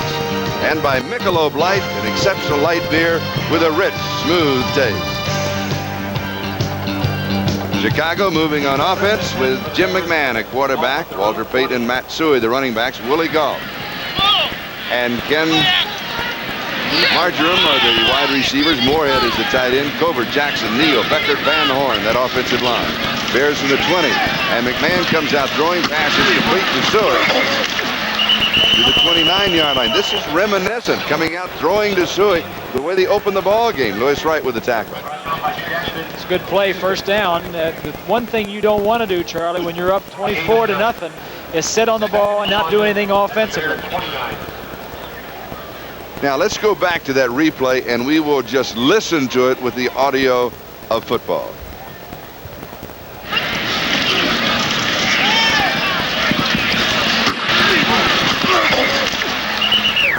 They gotta be kidding. They gotta be kidding. Is that kind of sound going all the time? I don't know. I'm out of that anymore. I feel very good on Monday mornings now. Walter Payton, flag is down. Do you remember those kind of sounds? Oh, it was worse than that. When you look at those linebackers and they're yelling and screaming things at you, and guys like Jack Youngblood running by you and saying, "Hey, Bob, hold the ball longer. You're throwing it too quickly." Oh, no. Oh, yes. All right, let's check the scoreboard. 3 games in the AFC going on at the same time. Pittsburgh leading Houston 7-3. Seattle, Cleveland still tied 3-3. Cincinnati, Baltimore. Here's a high score, 31-21. They're in the third quarter. Baltimore's defense has been playing pretty well until today. Minnesota leading Dallas. These are the NFC games. Look at Green Bay. Whee! Here they go. Philadelphia leading Atlanta. And the interconference games, Washington leading the Raiders by 10. San Francisco in front of New England. San Francisco playing very well on the road.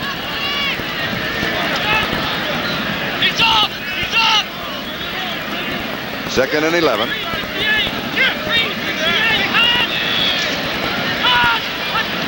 The holding penalty against Dan Neal. Going deep, and it is incomplete. Moorhead, the intended receiver, and Steve Foley had excellent position on. If Jim McMahon would have had another second to wait for Moorhead to get his path downfield in line, I think this could have been a big play. He could have held it a second longer. This is the difference between Jim McMahon and John Elway. McMahon is getting the protection, Elway didn't, and plus McMahon has been in the league a year. He's got that experience. He's seen a lot of different things. Elway's just learning. McMahon is winning the battle of the quarterbacks here today. Now go back to what you said. If he holds the ball 1 second longer, then what happens for Moorhead? Moorhead and his defensive man that was covering him were jiggling for position, and it wasn't clear in the quarterback's mind which path the tight end was going on. This is complete to Jay Saldi. Near the 35-yard line, it'll be a first down. Tom Jackson with the tackle. Sets up, looks downfield. This is the easiest pass in football to complete. Get your tight end open right over the middle. It's a short throw, it's a crisp throw, and it's very seldom intercepted. Most often completed for a first down. 35-yard line, first down. We're just about 5 minutes into the third quarter. It's Chicago 24, Denver nothing. Payton the remaining back. Slot right side. Quick pass to Willie Galt. Flag is down, maybe a face mask. 46-yard line was the end of the play, which will be a first down. Lewis Wright with the tackle.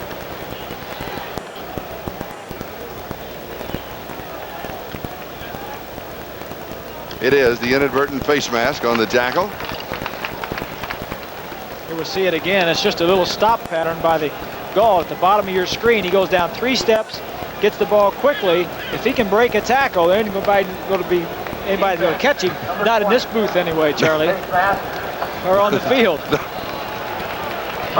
There it is. That's just inadvertent when you catch the face mask. And they'll tag it on to the end of the play. It was on Lewis Wright, and it's a first down for Chicago at the Denver 49-yard line.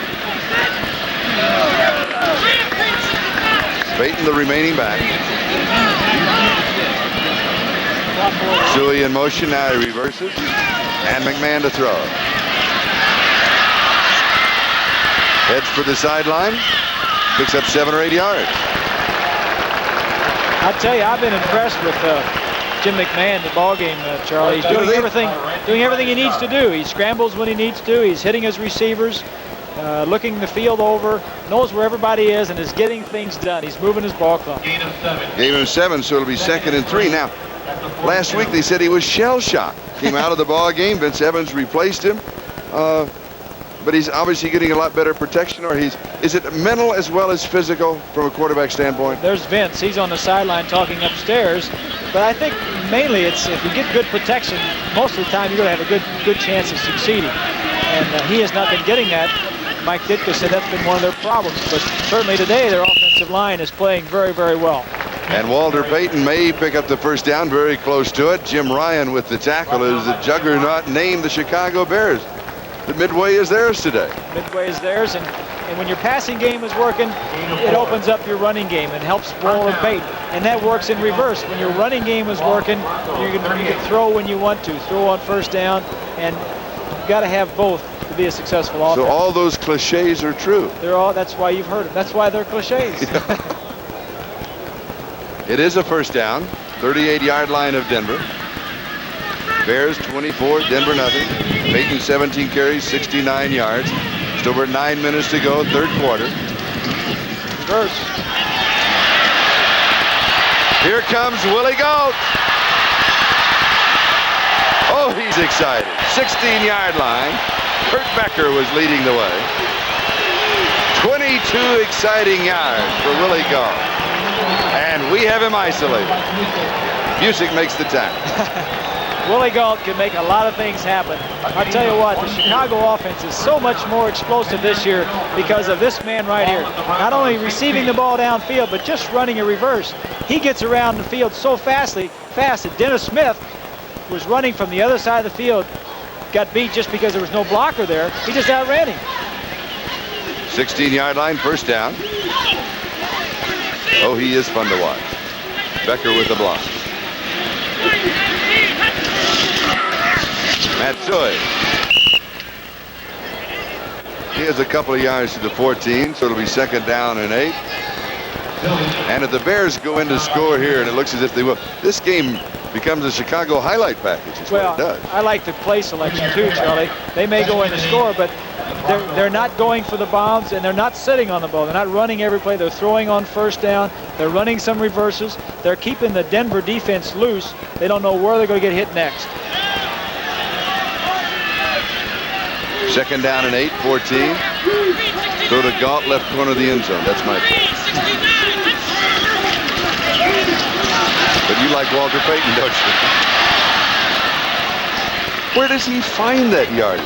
They shut him down about the 15-yard line, and he ends up at the 11. I just like the way he hops. He gets the ball, he skips, he hops, he jumps.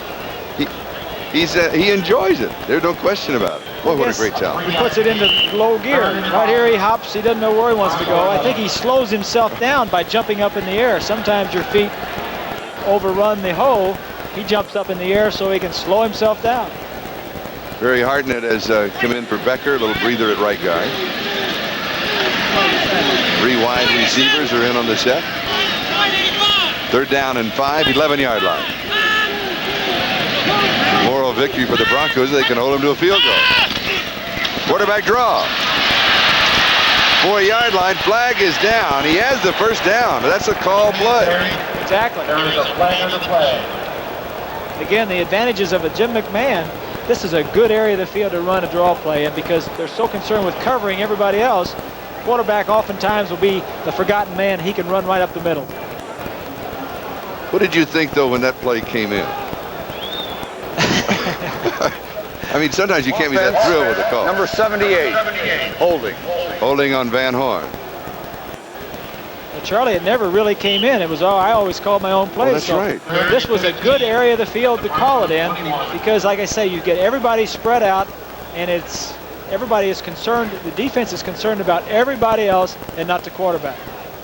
Plus, you know, hot dogs like those quarterbacks like to score touchdowns. Like everybody else. Yeah, why not? 3rd down 15. 21-yard line. Payton's in motion. Rolling to Payton's side, then looking back right, and Throwing into the end zone, intercepted. A flag is down.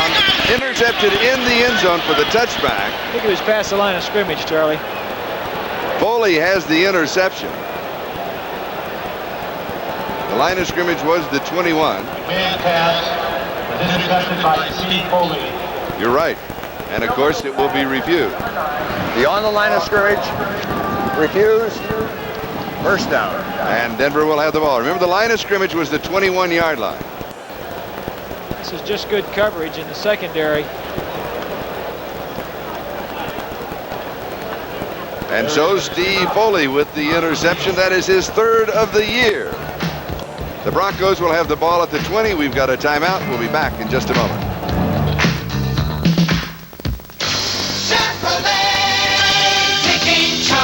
One company provides cars and trucks. We pause briefly for station identification. This is the NBC television network.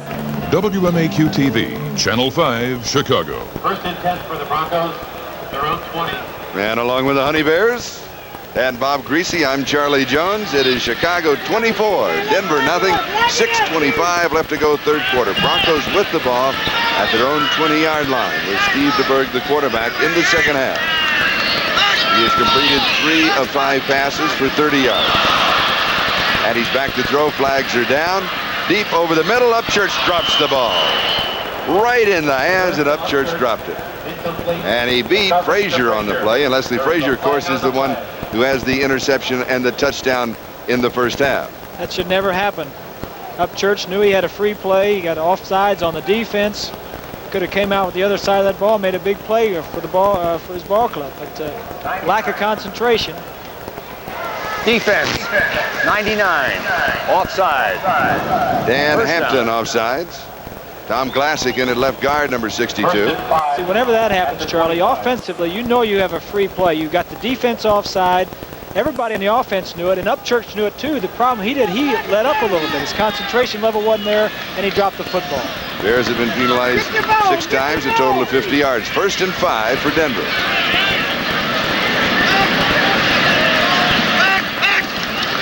DeBerg to throw. 4 on the pattern. Goes deep, and the pass is complete to Watson at the 49-yard line. A gain of 24. Jeff Fisher with the tackle. DeBerg looks good. He really looks good. He's not facing the same type of defense as you see Otis Wilson doing a backflip.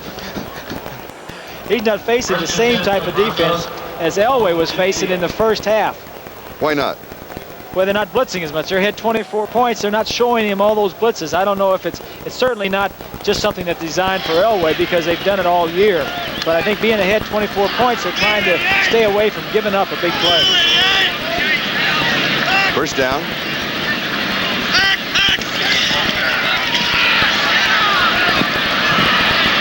And it's incomplete. Upchurch was the closest man, picked up by Terry Schmidt.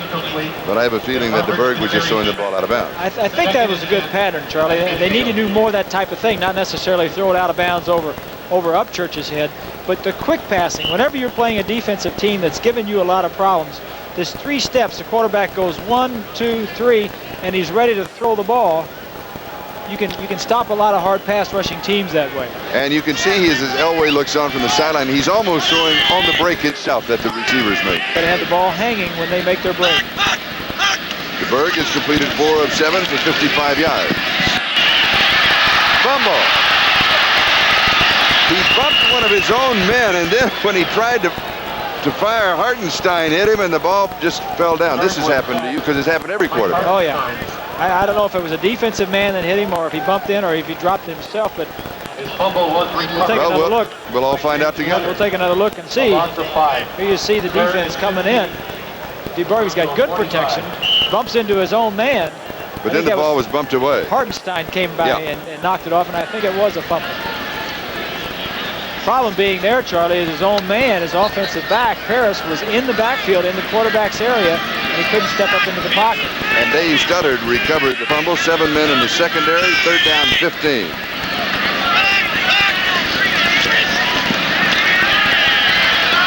Deep, Upchurch is there. He's open, and he misses it. Cannot get to it. Just a step away. He beat Walt Williams. and one step away from a touchdown. The key to this play, when you've got a man open, is give it a little bit more air. DeBerg is back there in good shape. Throws it too much on the line, needs to give it a little bit more air, and by doing that, you give a little bit margin for error if you don't have to throw it perfect right on the money. To give your receiver an opportunity to run under the ball. To adjust to it, either slow up a little bit or speed up a little bit. Prestridge to kick. 41-yard average on 5 kicks. His long 57. 2 have been into the corner, though. Willie Gault is set for the return. Good catch. Gault should let it go. Takes a Denver bounce.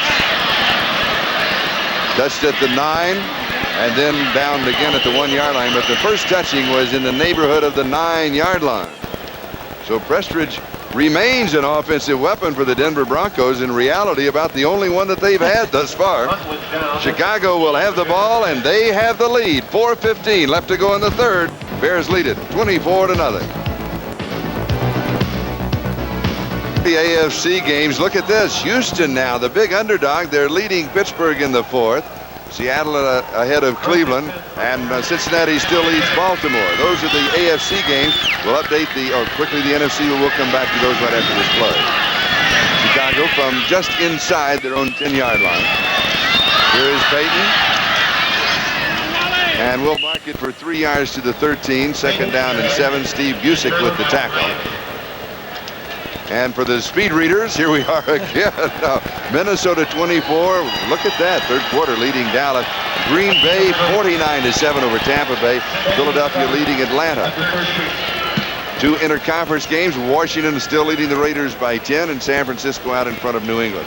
And here it is Chicago 24 and Denver nothing. Green Bay's making up for their poor showing against the Giants last week. They're doing it all at once, aren't they? All at once. They needed some of that last week. Walter Payton, 19 carries, 75 yards. McMahon to Payton to the 15-yard line, so it'll go for 2. And it'll be 3rd down and 5. Walter Payton not only is an excellent runner and an excellent receiver, he also is a good quarterback. He can throw the ball. He also can kick extra points, kick off, and punt. Can he do all that? Yes. Maybe one of the greatest natural athletes in the history of the NFL. Well, Vince Evans might be right there with him. Right there with Vince Evans, who we may see pretty soon in this ball game, is a great athlete also. Of course, Walter Payton's thrown 2 touchdown passes this year. I'm certainly sure you won't see that today. They don't need it. Gault showing a little motion. McMahon throwing. That one's up for grabs, and it's intercepted. Steve Foley has the interception, his 2nd of the ball game. And that is simply a mistake on the part of Jim McMahon. Kurt Becker with the tackle. That's almost a rookie mistake, even though this is his 2nd year. You don't throw it up for grabs. McMahon is talking to Willie Gault and telling him we should have went this way or that way, but you can't expect a rookie to know that. He's throwing the ball into the middle of the field. Foley sees it. Should have had Foley as a receiver. Willie Gault didn't know what he wanted and didn't move into that area. When we come back, Denver will have the ball at the 32. Vince Evans is beginning to loosen up on the sideline for the Chicago Bears, so he could well be coming in on the next series of downs. Update on the Pittsburgh-Houston score. Cliff Stout, a touchdown pass, 51 yards to Abercrombie, and it is Pittsburgh 14, Houston 10. That score just coming in. Denver now at the Chicago 32-yard line. The Broncos are scoreless in the ballgame. Man has been intercepted 3 times, but he hasn't been hurt. Knocked away. Good defensive play. Watson, the intended receiver. Flag goes down. My look, it was a good defensive play. We'll have another look, of course. They're going to call pass interference against the Bears. And we're isolated on Watson. Let's see. A bump and run by Schmidt. He gets his hands on him, which is legal. Defense, number 44. They're going to call it because of the bumping prior to the ball getting there. Borderline call, but a good call. I don't think so. You don't think so? He had a good jam at the line of scrimmage, and he came upfield. That bump wasn't that bad. We'll take another look at it. That is legal right there. Where he gets called is for this right here. That's a pretty close call for me. That's I got to let him play on that one. Okay. But I'm going to win because Blitz is on, loops it into the end. This one's thrown up for grabs, and it's intercepted by the Bears for a touchback. But it was a penalty, Charlie, and he knew he had a free throw. That's the only reason he threw it up. Okay. And that's a veteran call. There you go. You got it. I look out for those quarterbacks. You do. I didn't like the throw. It was too high and wobbly, but why not if you've got a free down on a penalty? That's right. He didn't have the time and the protection to do it.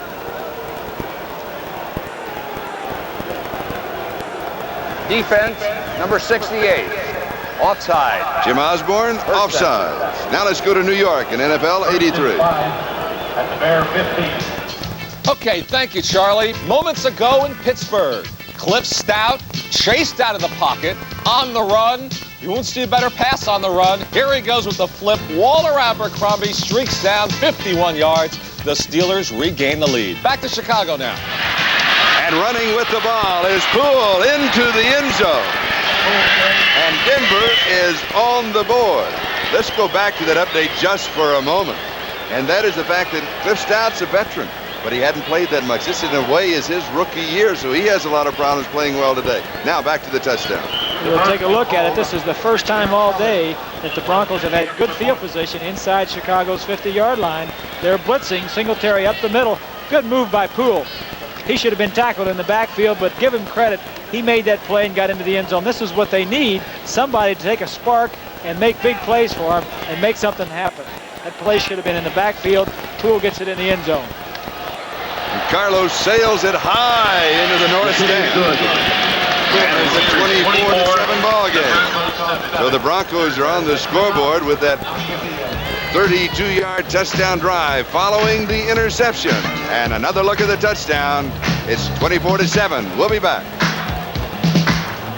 Nathan Poole just scoring his first touchdown of the year. And Rich Carlos will be kicking off. Anthony Hutchinson is the deep back. Onside kick. Has to go 10 yards. Didn't be recovered. Hit for the defense. Free ball. Denver has it. Other way, other way. It's Denver's ball at 26. Mike Harden. Jim Marshall, where are you? David Simmons making the tackle. But it's Denver's ball. Has to go 10 yards. 10 yards right there. Hits 51 of the Bears. Atkins. As soon as it's hit by, even if it doesn't go 10, if it's hit by the receiving team, then it's a live ball for recovery. Exactly right. If they come across that 10-yard barrier and touch it, it's a free ball. Now let's take another look. Now onside kick, another note out of the rule book, may be recovered but not advanced. Of course, this one wasn't advanced technically. Good play by the kicking team to go down and hit the man that's trying to receive the ball. Create something, let the other players come and get it. Mike Harden did a good job. The point of the recovery was the 38-yard line. Harden now shaken up just a bit after. Good call by Dan Reeves. You're down 24-7. You got 2 minutes left in the third quarter. The other team is not expecting it, so you go down there and get the ball. It's a good call. And the ball is marked at the 38-yard line. That's the point of recovery, Ditka is saying. That should be a penalty for delay of game. I think Mike ought to show a little bit more emotion when he gets upset. May help him.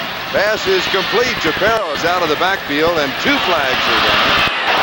So all of a sudden, this game is beginning to get a bit out of hand. Well, the emotion and the momentum is certainly changing. The fans are getting upset. The Bear defense has lost it had the offense of the Denver Broncos in its hand. Now it's losing it. They've scored a touchdown. They've gotten the ball back. DeBerg is 4 of 8 for 55 yards, no interceptions, and he's moving the ball club. Wilson and Raines are there for the defense. Defense, face mask. Face mask. For 53. On 53, Dan Raines. So the ball is now at the Chicago 48-yard line. At the Bears' 48-yard line. But you're right. The whole feel of the game has changed. Let's see if the Chicago Bear defense comes back and does what they did in the first half, that being more aggressive and blitzing DeBerg.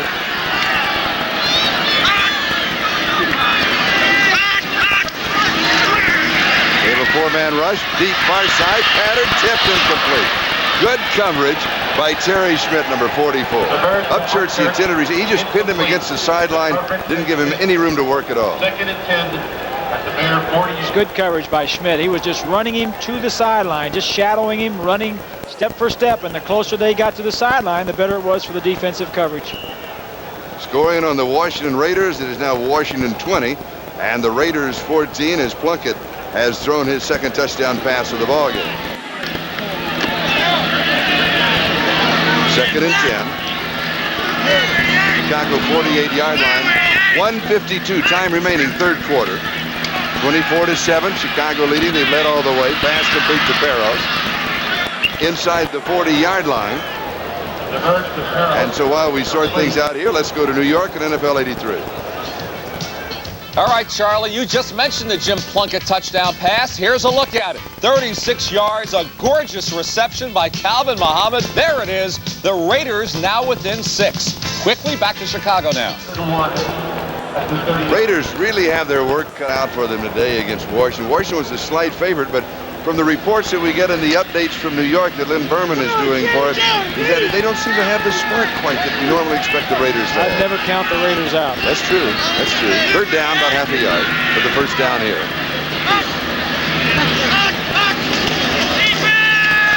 First down.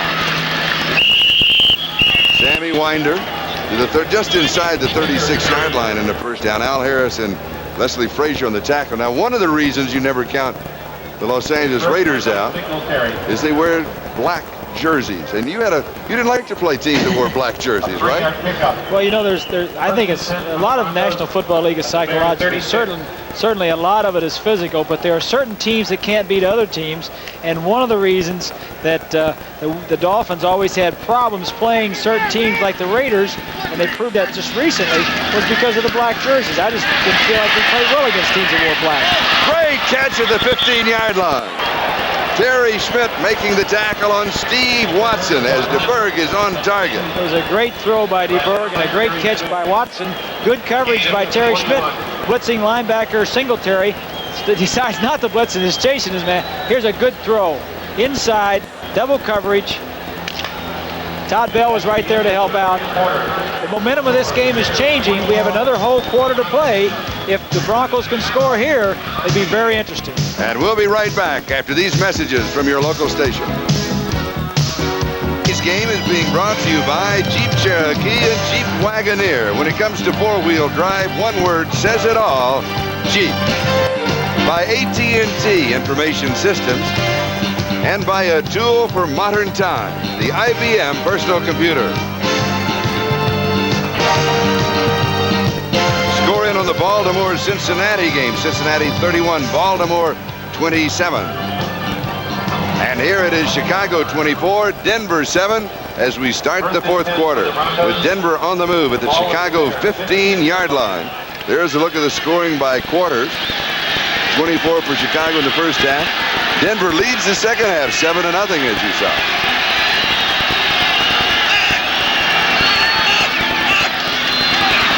Flag down. Bears offside. Into the end zone and turned around was Jim Wright. Couldn't pull it in. So we picked up Chicago Bear in the neutral zone. May have been Al Harris, the defensive right end. So that'll take the ball to the 10-yard line. It'll be first down and 5. Right at the top of the screen it is. It's Al Harris. Yeah. Right, number 90. The quarterback can do this, Charlie, by varying his snap count, his cadence. He can get the call first. All right, now, show me what you mean by varying the cadence. Well, if it's 3, you might say 7-3-9, 290, 290, hut, hut, hut. Or you might say hut, hut, hut. You can vary the distance in between those snaps. Okay.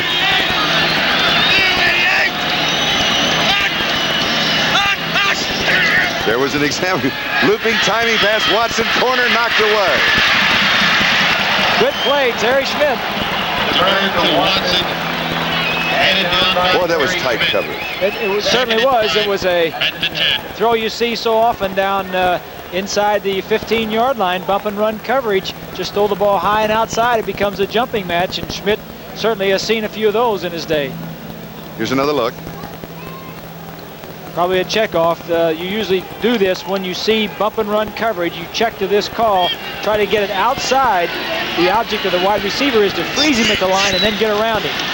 DeBerg, whistle sound before the play goes off. Hartenstein may have made contact. DeBerg 7 of 13 for 94 yards since he's come into the ball game. It's going to be a legal procedure, drawn offside against Denver. Now sometimes, Charlie, the quarterback, when he could put it on 4, he could pull off his own men. And sometimes you can forget what the count is. Offense, number 76. False start. Second down.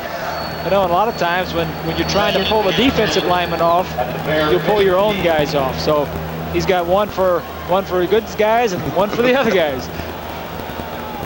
That was Ken Lanier. So it is second down and 10. The ball at the 15-yard line. In a way, might be an advantage. It gives him 5 more yards to work with because he only has a total of 25 to the back edge of the end zone. Just Ford in the pocket, throws it up and almost saved. Nathan Poole couldn't quite pull it down. Hartenstein was really putting the pressure on DeBerg. So now it's third down. Threw it to the right guy, Charlie, as we see the snap. And as DeBerger's going back there, you're double covering both wide receivers. You have to throw it to your tight end or one of your 2 backs. Send the back out of the backfield and let him run an option. Let him break to the inside or to the outside on the linebacker or defensive back that's covering him. Give him an option. Send him down. But you got to throw those 3 inside people because they're doubling everybody outside. Third down and 10, 15-yard line. First thing you got to do is worry about the blitz. There it is. Get in there. Touchdown. Just barely making it, Rick Upchurch. The ball has to break the plane of the goal line. That is the edge of the white line, right at the edge of the field of play. Terry Schmidt was the man he was leaning it against. What's the end of the play? You're going to see a good shot of DeBerg stepping around the rush. We talked about in the first half. Good catch by Upchurch. Now he's got to stretch. He's got to stretch. With the ball. In Got there. It. The end zone, the end line is in the end zone. That's right. Of play. Yep. So it's 24 to 13. Here's Carlos with the extra point. Brand new ball game. And it is good. The kick is good. 24 to 14. 14 minutes, 32 seconds left to go in the fourth quarter. The Broncos within 10. Before they scored these 14 points, Mike Ditka was going to put Vince Evans in. Be interesting to see now whether he goes in ahead and puts in a cold quarterback or he goes back to Jim McMahon. We'll be right back. Onside kick that set up the 62-yard drive in 8 plays. Now, do you do it again? I don't think so. You're down 10 points. You've got a whole quarter to play. You've got momentum on your side. You've got a new quarterback coming in for the Chicago Bears. I think you kick it off in coverage and let your defense play tough defense for you. McMahon is on the bench, so it is going to be Vince Evans. He may have been brought out of the game because of that interception he threw up, do you think? Jerk is a better word. All right. Willie Gault at the 2-yard line. Gault to the 10. 15, look at the speed. 25 and out of bounds. He's learning. He is learning. This is only his 5th game. Don't punish your body unnecessarily. Exactly. It's a good move by Willie Gault, though. He started up the middle to draw in all of the Denver Broncos into the middle of the field, and then he cut around the outside. He's learning very quickly. There's that scoring drive, the 15-yard pass to Upchurch. 25 yards on that return by Gault. Upchurch's touchdown, his first of the year. And Chicago goes to work at their own 28. Vince Evans. He has completed 51.6% of his passes. He's thrown for a touchdown. He's been intercepted 4 times. He has generated offense when he has been in there. He has generated the offense this year. He's also made a couple big mistakes. Little play action to open it up. Fires on target. Willie Gault. Watch him go. This is a touchdown. Oh, my, what a way to open. 72 yards. Woo! His second touchdown of the day, his 6th of the year. Hello, all rookie.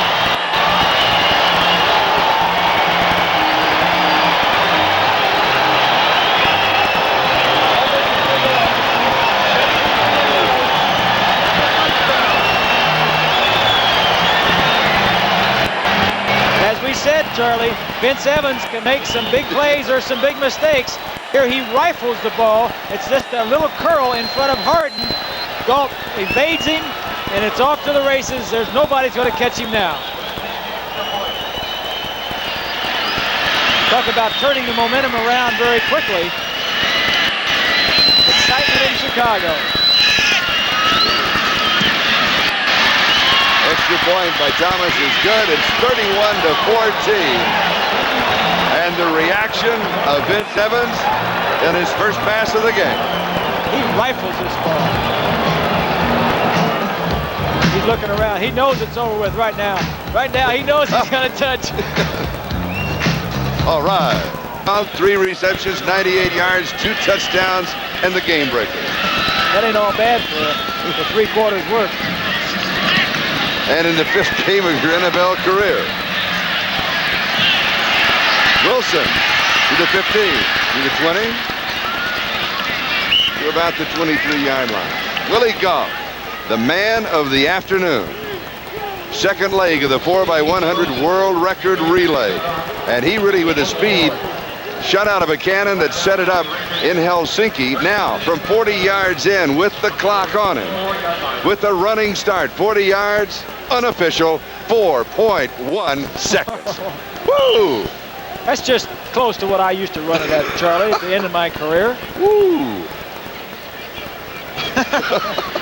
I'm not sure I could drive that fast. All right, now let's see what Denver can do now that momentum has switched back to the Bears.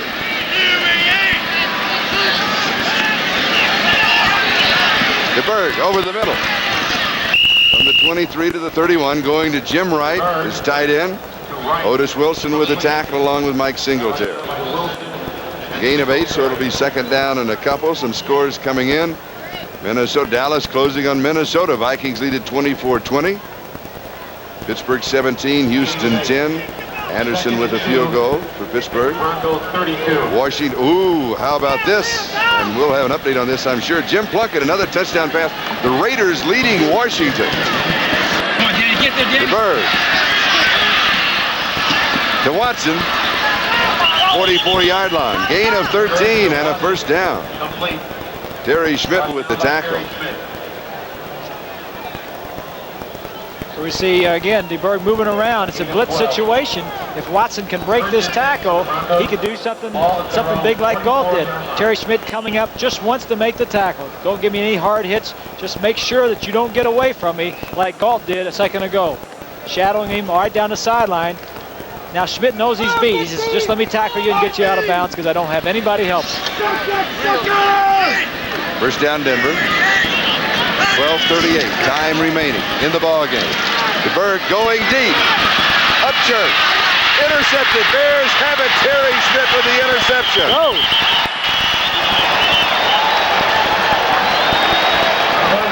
Schmidt has his 5th interception of the year.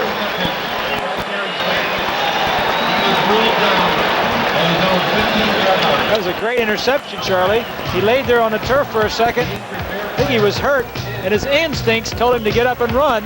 We'll be right back after this word. Interception by Terry Schmidt. It's a good play. The throw could have been down further, I think. Upchurch would have had more of a chance. A good block.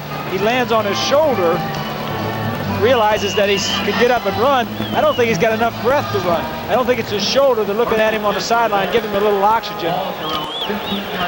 And he's holding his hip. Holding his hip. And then they worked on him. He's now sitting on the right end of the bench, and he's shaken up obviously, but blocker that came in to throw a block for him may have hit him. So Chicago has the ball at their own 15-yard line. Vince Evans, the quarterback. Here's Walter Payton, 23-yard line. Gain of 8. It'll be second down and 2. Report is a hip bruise on Terry Schmidt. Mike Harden making that last tackle. Moving on the 12-minute mark of time remaining. Chicago 31, Denver 14. There was a good shot of Walter Payton stepping quickly to his right, your left. And the reason he does that is the linebackers are keying on him. Whichever way he goes, they start to run immediately. And by stepping that way and acting like you're going to run that way, it gets them moving and helps your offensive line to get out there and make the blocks, and then you cut back. There's Terry Schmidt with that bruised hip, but seems to be moving all right. Peyton, 82 yards in 20 carries. He's the remaining back.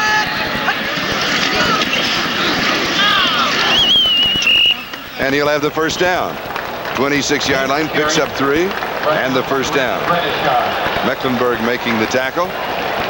2 interconference games going on. Plunkett now has thrown 3 touchdown passes, including a 99-yarder to Cliff Brandt, leading Washington.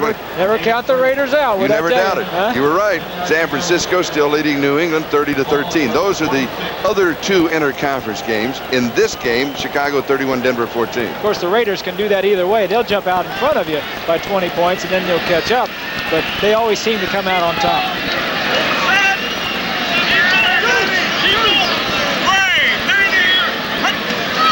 First down, Evans to throw. Far side, drills it, no good.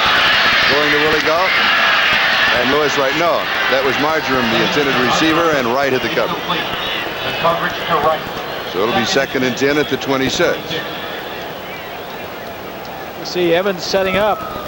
Boy, he's got a strong arm. I'm impressed with his arm strength. Throws the ball a little bit too far downfield. He needed to draw the receiver back toward him a little bit, and he had a completion, but he threw the ball a little bit too far downfield.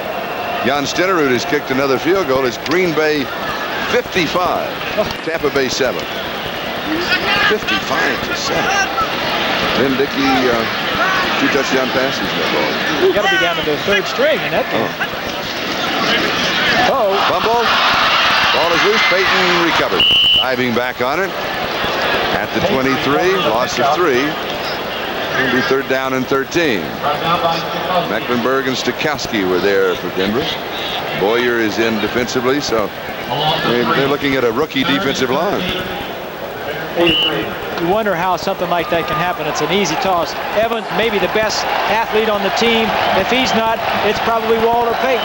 One good athlete throwing it to another. They do that so often in practice. You know, it could be a simple thing of Peyton taking his eyes off of looking at the blocking. It could be a gust of wind coming and the ball not going the way it should go. But those things happen. As long as you're going to play football, you'll have fumbles. Galt in motion. Evans over the middle, and this is intercepted. Denver with the ball. It is Dennis Smith with the interception. Baschnagel making the tackle for the Bears. Marjoram, the intended receiver. And that is the 4th interception for the Broncos. Steve Foley has 2, Mike Harton has 1, and Dennis Smith has his first of the ball game, his 3rd of the year. Mike Ditka can't believe it. All he wants is to control the ball, run up some time. We have 9 minutes and 47 seconds left to play. We said when Evans first got in, he can make some big plays, which he showed you, but he can also make some mistakes. Throws the ball too far to the inside. Smith, who is an excellent defensive back for the Broncos. 7-2 high jumper. 7-2 high jumper. Has had 2 sacks this year, and this is 3rd interception. Broncos score. They're right back in the ballgame. Denver 31. Denver at the Chicago 31. And a sack. Hartenstein got him. And we have that as the 3rd sack for the Chicago Bears. And that means that the Broncos, their quarterback tandem, has been sacked a total of 23 times this year. Most sacked team in the NFL. Step up in the pocket. Didn't have any room. He had Paris was there again in the pocket area. The quarterback needs to go deep to let the defensive ends have a target at him and then step up into the pocket. John Elway standing on the sideline, learning a lot from his first half experience, and then also watching on the sideline. That was the 6th time that a Denver quarterback has been sacked in the ballgame. Jim Wright gets it back and picks up 22 yards on the play. Jeff Fisher with the tackle. So it is 6 sacks for the Chicago Bears and a first down for the Denver Broncos. First and 10 for the Broncos. Good protection this time. Throws a good touch pass to his tight end, who's got the single coverage. Singletary, linebacker covering the tight end. That's a mismatch. Singletary not that good of a coverage man. Very good against the run. First down at the Chicago 17-yard line. Final in Pittsburgh 17, Houston 10. That is a final. DeBerg 11 of 19, 152 yards. Little play action. And the 7th sack.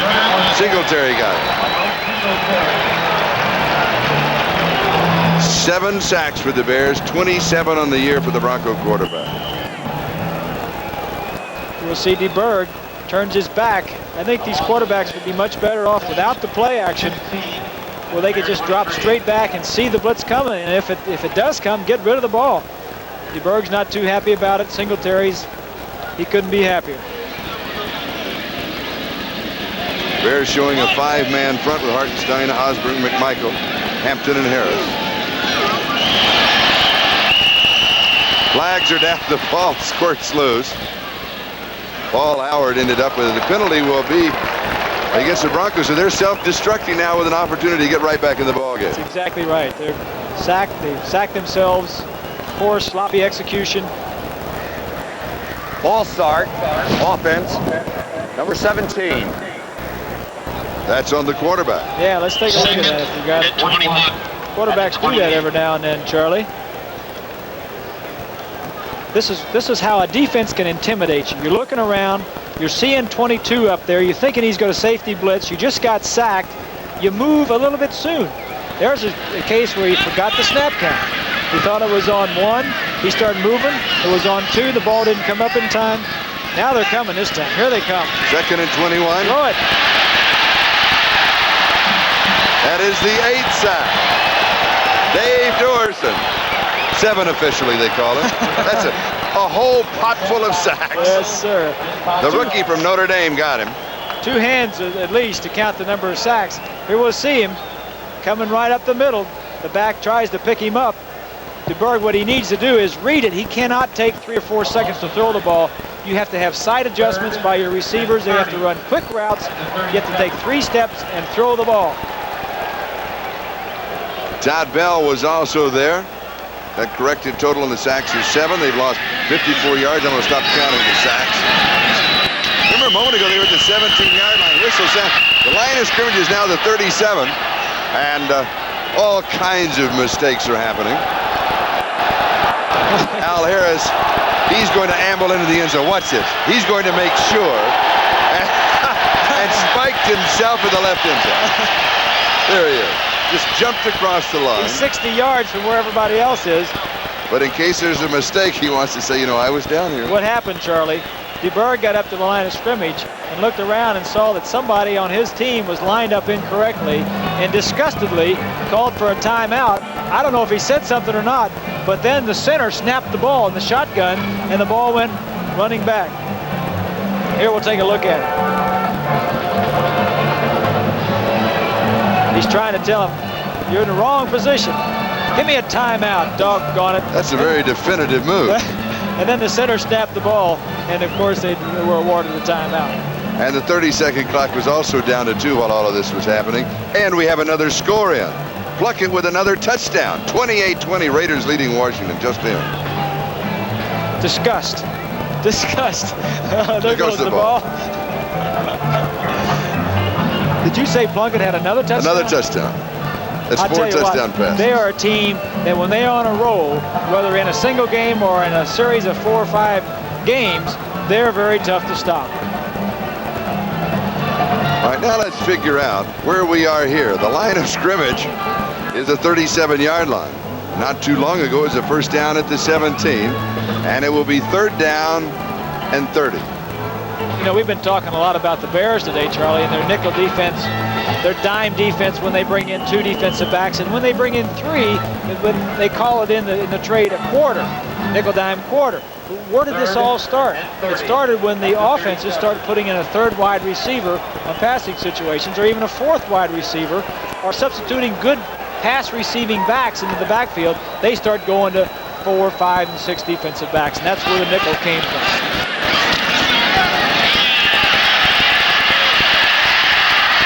Pass is complete at the 31-yard line to Zach Thomas. So he'll pick up about 6 yards on the play. It'll be 4th down and still 24 to go. Walt Williams was there for the defense. Now they're going to spot at the 33-yard line. Now, update on the interconference. There's the Raiders score, 28-20, leading Washington. San Francisco still in front of New England, 33-13, and here the Bears still lead Denver, 31-14. San Francisco is back. They are playing very good football, beating New England at Foxborough when New England was playing very well. It is 4th down. 6 minutes and 40 seconds left in the game. Clock is moving.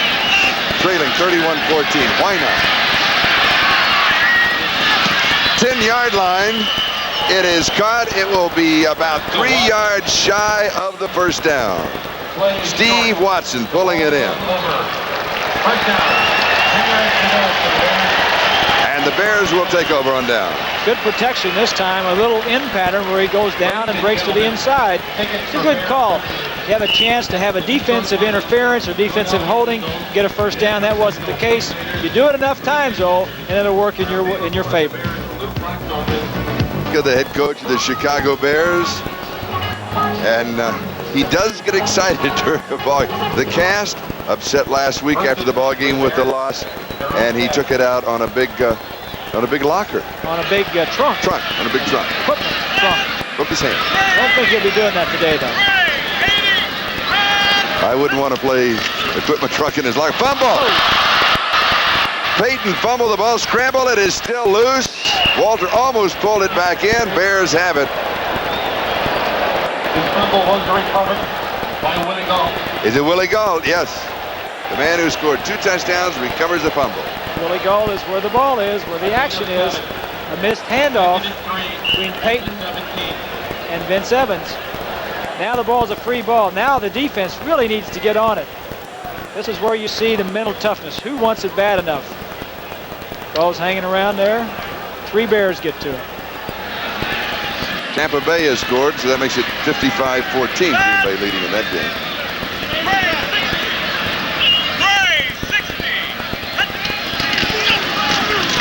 Calvin Thomas, and he is met at the 18-yard line, so it'll be 3rd down and a couple of yards to go. Steve Busick was there for the Broncos along with Randy Gradishar.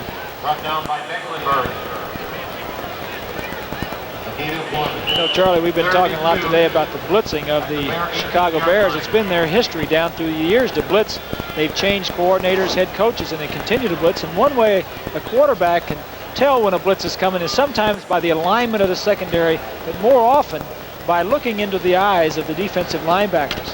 Most of the time when they're not blitzing, they'll just look around or whatever. Maybe 10% of the time when they're blitzing, they look right at you. They're really hyped up, like they've got fire in their eyes. You know, you know they're coming. Evans on a rollout is shy of the first down, but there's a flag on the play. Boyer with the tackle.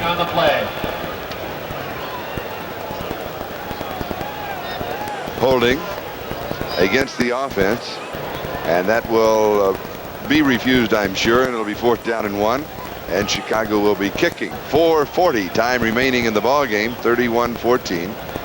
Chicago has led all the way, although the Broncos did make a stand and did start to come back in the second half. And then the big play people. Willie Gault stepped to the forward, caught a little curl, 20-yard curl, and ran it in for a long touchdown that really put the game out of reach for the Broncos. A gain of 2. 4th and 1. In the AFC, 3 games going on. 1 final is in. Pittsburgh over Houston 17-10. 4th quarter, Seattle, they're exciting. Chuck Knox turned them around. 17-9, 4th quarter score. Baltimore getting a little closer. Parsons with the kick. Zach Thomas with the return. Good coverage. Dave Duerson, the rookie from Notre Dame, down very quickly. But Denver does have the ball, and there's still some time remaining, 4:29. But the Broncos, of course, need to score as soon as possible because the Bears have time on their side. Beginning Tuesday night, be with us on NBC, all the excitement of the American National League Championship Series. The coverage begins Tuesday night at 8 p.m. Eastern Daylight Time in the home of the National League West Division winner, of course, that being the Dodgers. Wednesday afternoon, 3 p.m. Eastern Daylight Time, will be in Baltimore, and the White Sox will be there. That'll be the start of the American League Championship Series. All the great playoff action, both leagues. Stay with us here on NBC. Flag is down, and the Berg is caught from behind by Al Harris. But there was a marker back at the 26-yard line. Gorgeous afternoon, the temperature in the low 80s. They're sailing. Look at the sailboats on Lake Michigan. Beautiful day, Charlie. It really is. And the stadium, oh, there's a good look at it. The stadium has been completely redone, renovated, and is in, great shape. I've not been back here in 3 or 4 years. Played a couple of times in Soldier Field. The skyboxes are beautiful. All the seats are chair backed. The field is in good shape. The lighting has been replaced, I understand. This is really a quality stadium. The way it is, it's really, I'm really very impressed. You played in the holding is the call in the old All-Star game, both as a collegiate All-Star and also as an NFL champion. Chicago All-Star game. We played the Green Bay Packers when I was a senior coming out of school. But that was fun. Yes, it was. Lots of fun. Felt like John Elway out there today.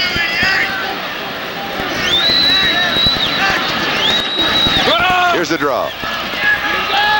Winder just keeps plugging along to the 32-yard line. So you'll pick up about 7 yards on the play.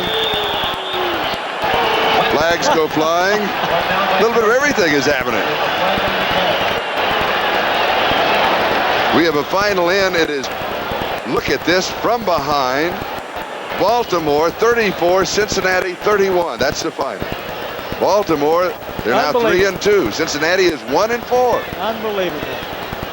That game was in Cincinnati, too. Oh, After yes. the play, 64 white, 43 black, unsportsmanlike conduct between downs. Let's see if we can get a look at this. Winder. Unsportsmanlike conduct between downs is the call. Bill Bryan, 64, the center for the Broncos, took off after Walt Williams of the Bears for some altercation, for some reason, and Williams, being a small defensive back, says, I'm not going to stand around and fight with you and a big offensive lineman. They ran about 20 yards downfield. Bryan was chasing him. That's what took so long to get the ball back down here. Discretion, the better part of valor. Here's another sack. McMichael and Hampton got it. This is getting ridiculous now.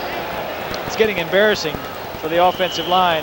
That is 9 sacks, 29 on the year. What is happening, Charlie? They're getting beat physically, number one. There's no way they're not getting beat physically. But number two, they're getting beat mentally. Durson is up there jumping around. They don't know which guy to block. If the safeties are coming, one of the offensive linemen has to come in there. Jeez. Well, I'll tell you what. That's. If I were John Elway, I'm glad I'm on the sideline. It could have been John.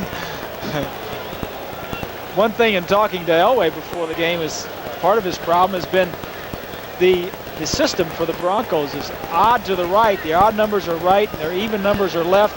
I came up under that system under George Wilson and played 3 years under that system, and after 3 years, I still had to think twice just to get the play call. It's very difficult to learn that type of system. 3rd down and 21. 3:33 time remaining here. Safety blitz is coming. Flags are down. And it is incomplete. But on the blitz, Mike Richardson may have been into the neutral zone before the ball was snapped. The coverage to Mike Richardson. There are flags. Defense just having a lot of fun. They're running everything. Well, they're just letting everything hang out. They're not hiding anything. They're working on next week's game. Whoever they play next week's going to see these films.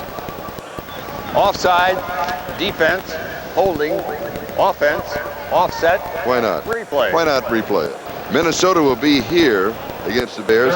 Denver will be at Houston next week. Minnesota will see these defensive game films, and they'll see all the things the Bears do. And you'll work on that all week. And your linemen will get in the ball game next week, and they'll be a little apprehensive. The Bears will be faking it. They'll be coming up. They'll be going back. So it gives more pressure to the offensive team that you're playing when you're an aggressive defensive team such as the Bears are. Don't forget the second half of the doubleheader. San Diego, the Giants, Miami at New Orleans. So many of you watching this game will be going to one of those 2 ball games here on NBC today. So it's a full afternoon of football. Pass is complete at the 30-yard line to Zach Thomas. Thomas outside the 40. Thomas to the 42-yard line. Now that was 3rd down and 21. And he's going to be about 3 yards shy of the first down. You might as well go for it. Walt Williams with the tackle. You got to give him credit. He knows which way is north. Just a little outlet pattern underneath the defense. The Bears were in a deep zone that time. Once he gets by a couple of guys, he said, let me head down north here. Maybe I can run by a few of you black jerseys and make something happen. Almost breaks it. They're really royal blue, dark blue.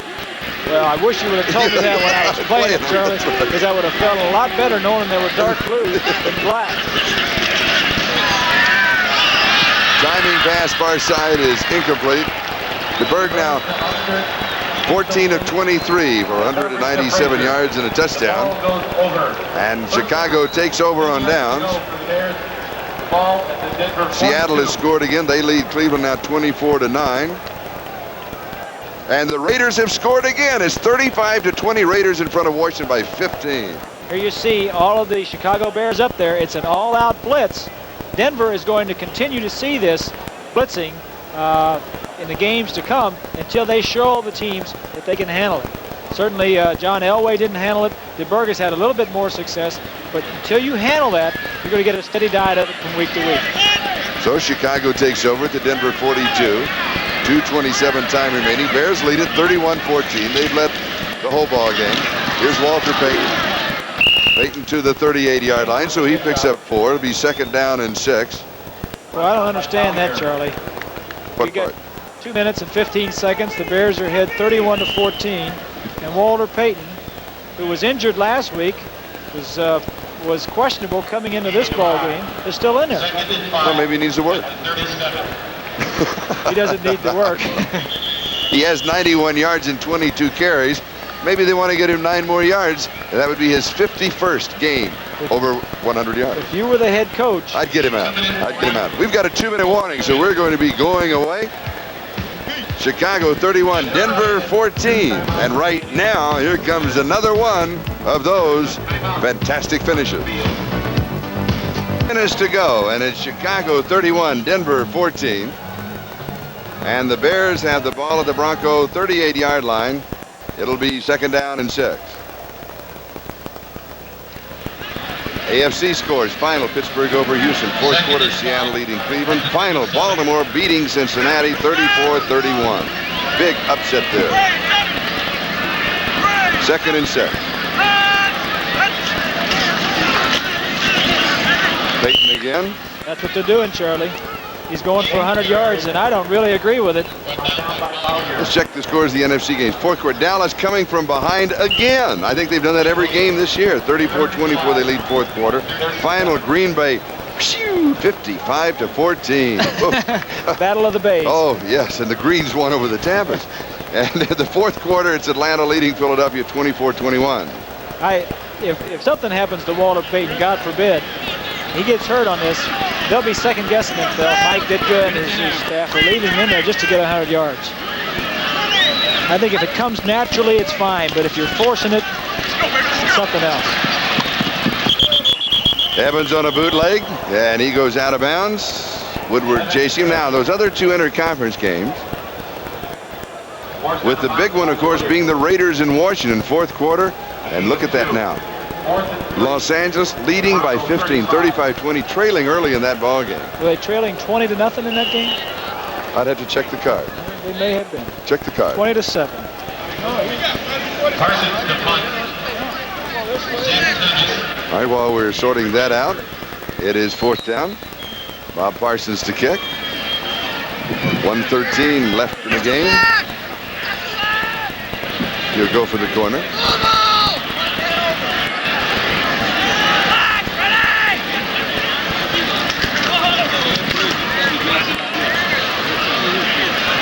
And he gets it. Boy, he can play the corners here. That bounces out at the 7-yard line. And so Denver will take over on their own 7-yard line, first down, 28 yards on the kick. Washington led 20-7. That was it. Okay. And since then, 28 unanswered points. And then it was answered, no, then they just scored. Theismann and Charlie Brown. So it's 35-27. Raiders over Washington. So that one's getting close, and 6 minutes still to go in that ball game at last report. So it's not over till the fat lady sinks. What, you know, there's not over till it's over. That's right. This one may be, though. 31-14, Denver with the ball. 1:05 left to go. Don't forget the second half of the doubleheader over most of these stations. So stay with us for a full afternoon of National Football League action.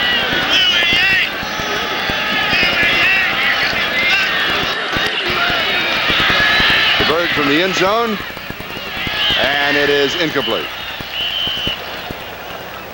Winder the intended receiver, so it'll be 2nd down and 10 with 59 seconds left to go. And the line of scrimmage, the Broncos 7-yard line. Here's a final: Seattle 24, Cleveland 9. That's a final. And of course, they'll be updating all of the scores throughout the second half of the doubleheader in NFL 83. We'll be back at halftime of the second half of the doubleheader with scores and highlights of all the action today. What do you think about the Bears?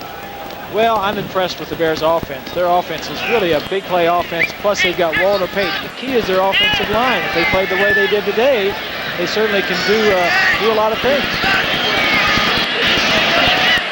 From the end zone, and it is caught by Jim Wright, the tight end, and he goes out of bounds, stopping the clock. 52 seconds left to go.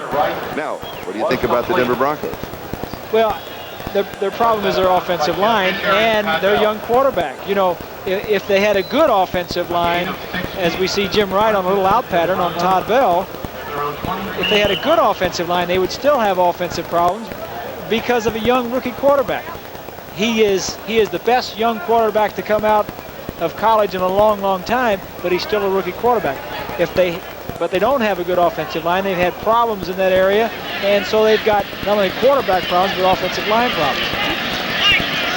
Keith Bishop has been in replacing Bill Bryan at offensive center, so it's Stutter, Glassick, Bishop, Howard, and Lanier in that offensive line. Wright, the intended receiver. Frazier with the coverage. Incomplete, 47 seconds left. As we look at John Elway, and he's looking at the Chicago Bear defense, they've been very dominant today. This is a situation where he'll learn from. He won't see many more aggressive defenses than he has seen today. He's seen some tough defenses in his first 5 games. The Steelers on opening day, and what they do, they're very aggressive too. But the Bears are very aggressive, blitz a lot, but they'll get beat some. I don't think Denver's offense is prepared at this point in time to take advantage of the weaknesses in a defense such as the Bears are presenting them here today. Later on, they may be. Watson, incomplete. Also, I like the line from his dad. When John Elway talks to his dad, who's the head coach at San Jose State 2 or 3 times, he said last week his dad said, just hang in there. And he said, you've been telling me that every week. And his dad said, I'll come up with something new next week. Yeah. Well, what he needs to come up with is a little bit more protection for him and some receivers. You know, they don't have Riley Odom. Their tight ends can't get down the middle of the field as well. And their 2 backup receivers are rookies. They've got Upchurch on one side, Watts on the other. They need another guy, if they don't have a tight end on possession situations, to get down the middle of the field and to throw to their backs coming out. But he'll learn all that. He's a smart kid. He'll be a good player in the National Football League. 40 seconds left to go. 3rd down. Pass is complete to Winder. Winder picks up the first down just across the 35 where Mike Richardson makes the tackle.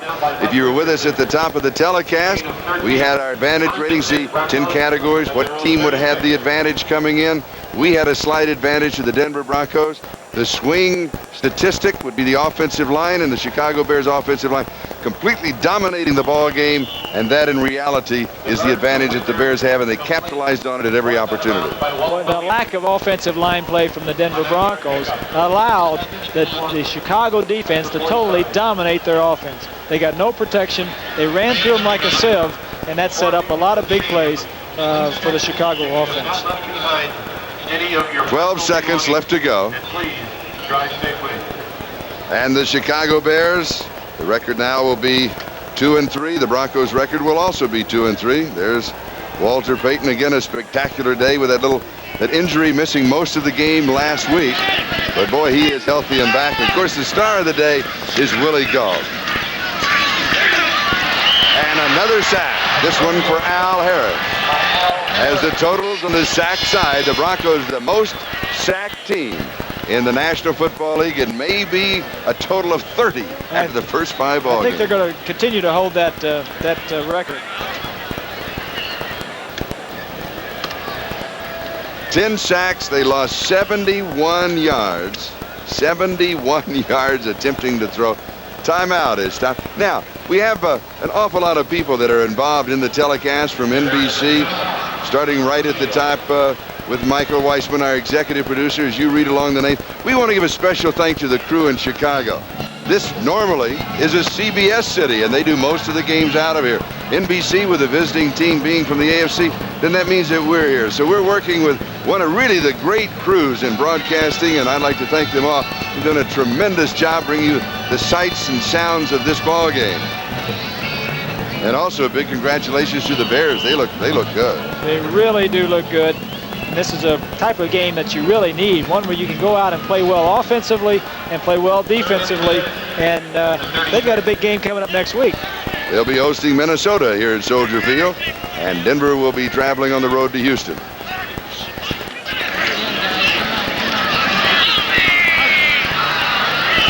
It is airborne, and it is incomplete.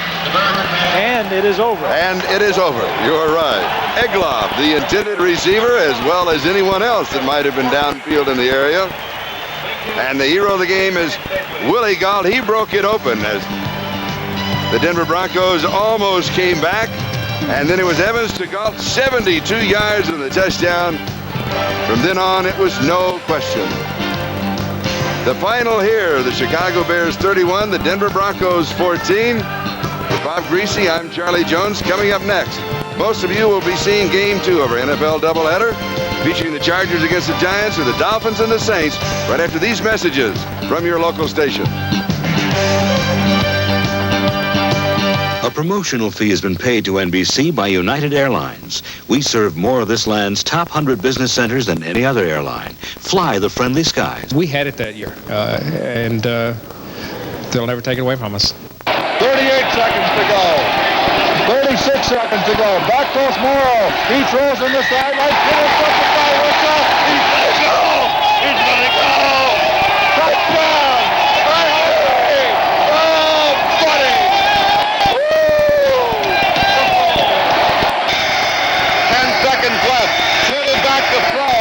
This could be the last play of the game. Long pass. Cannibal.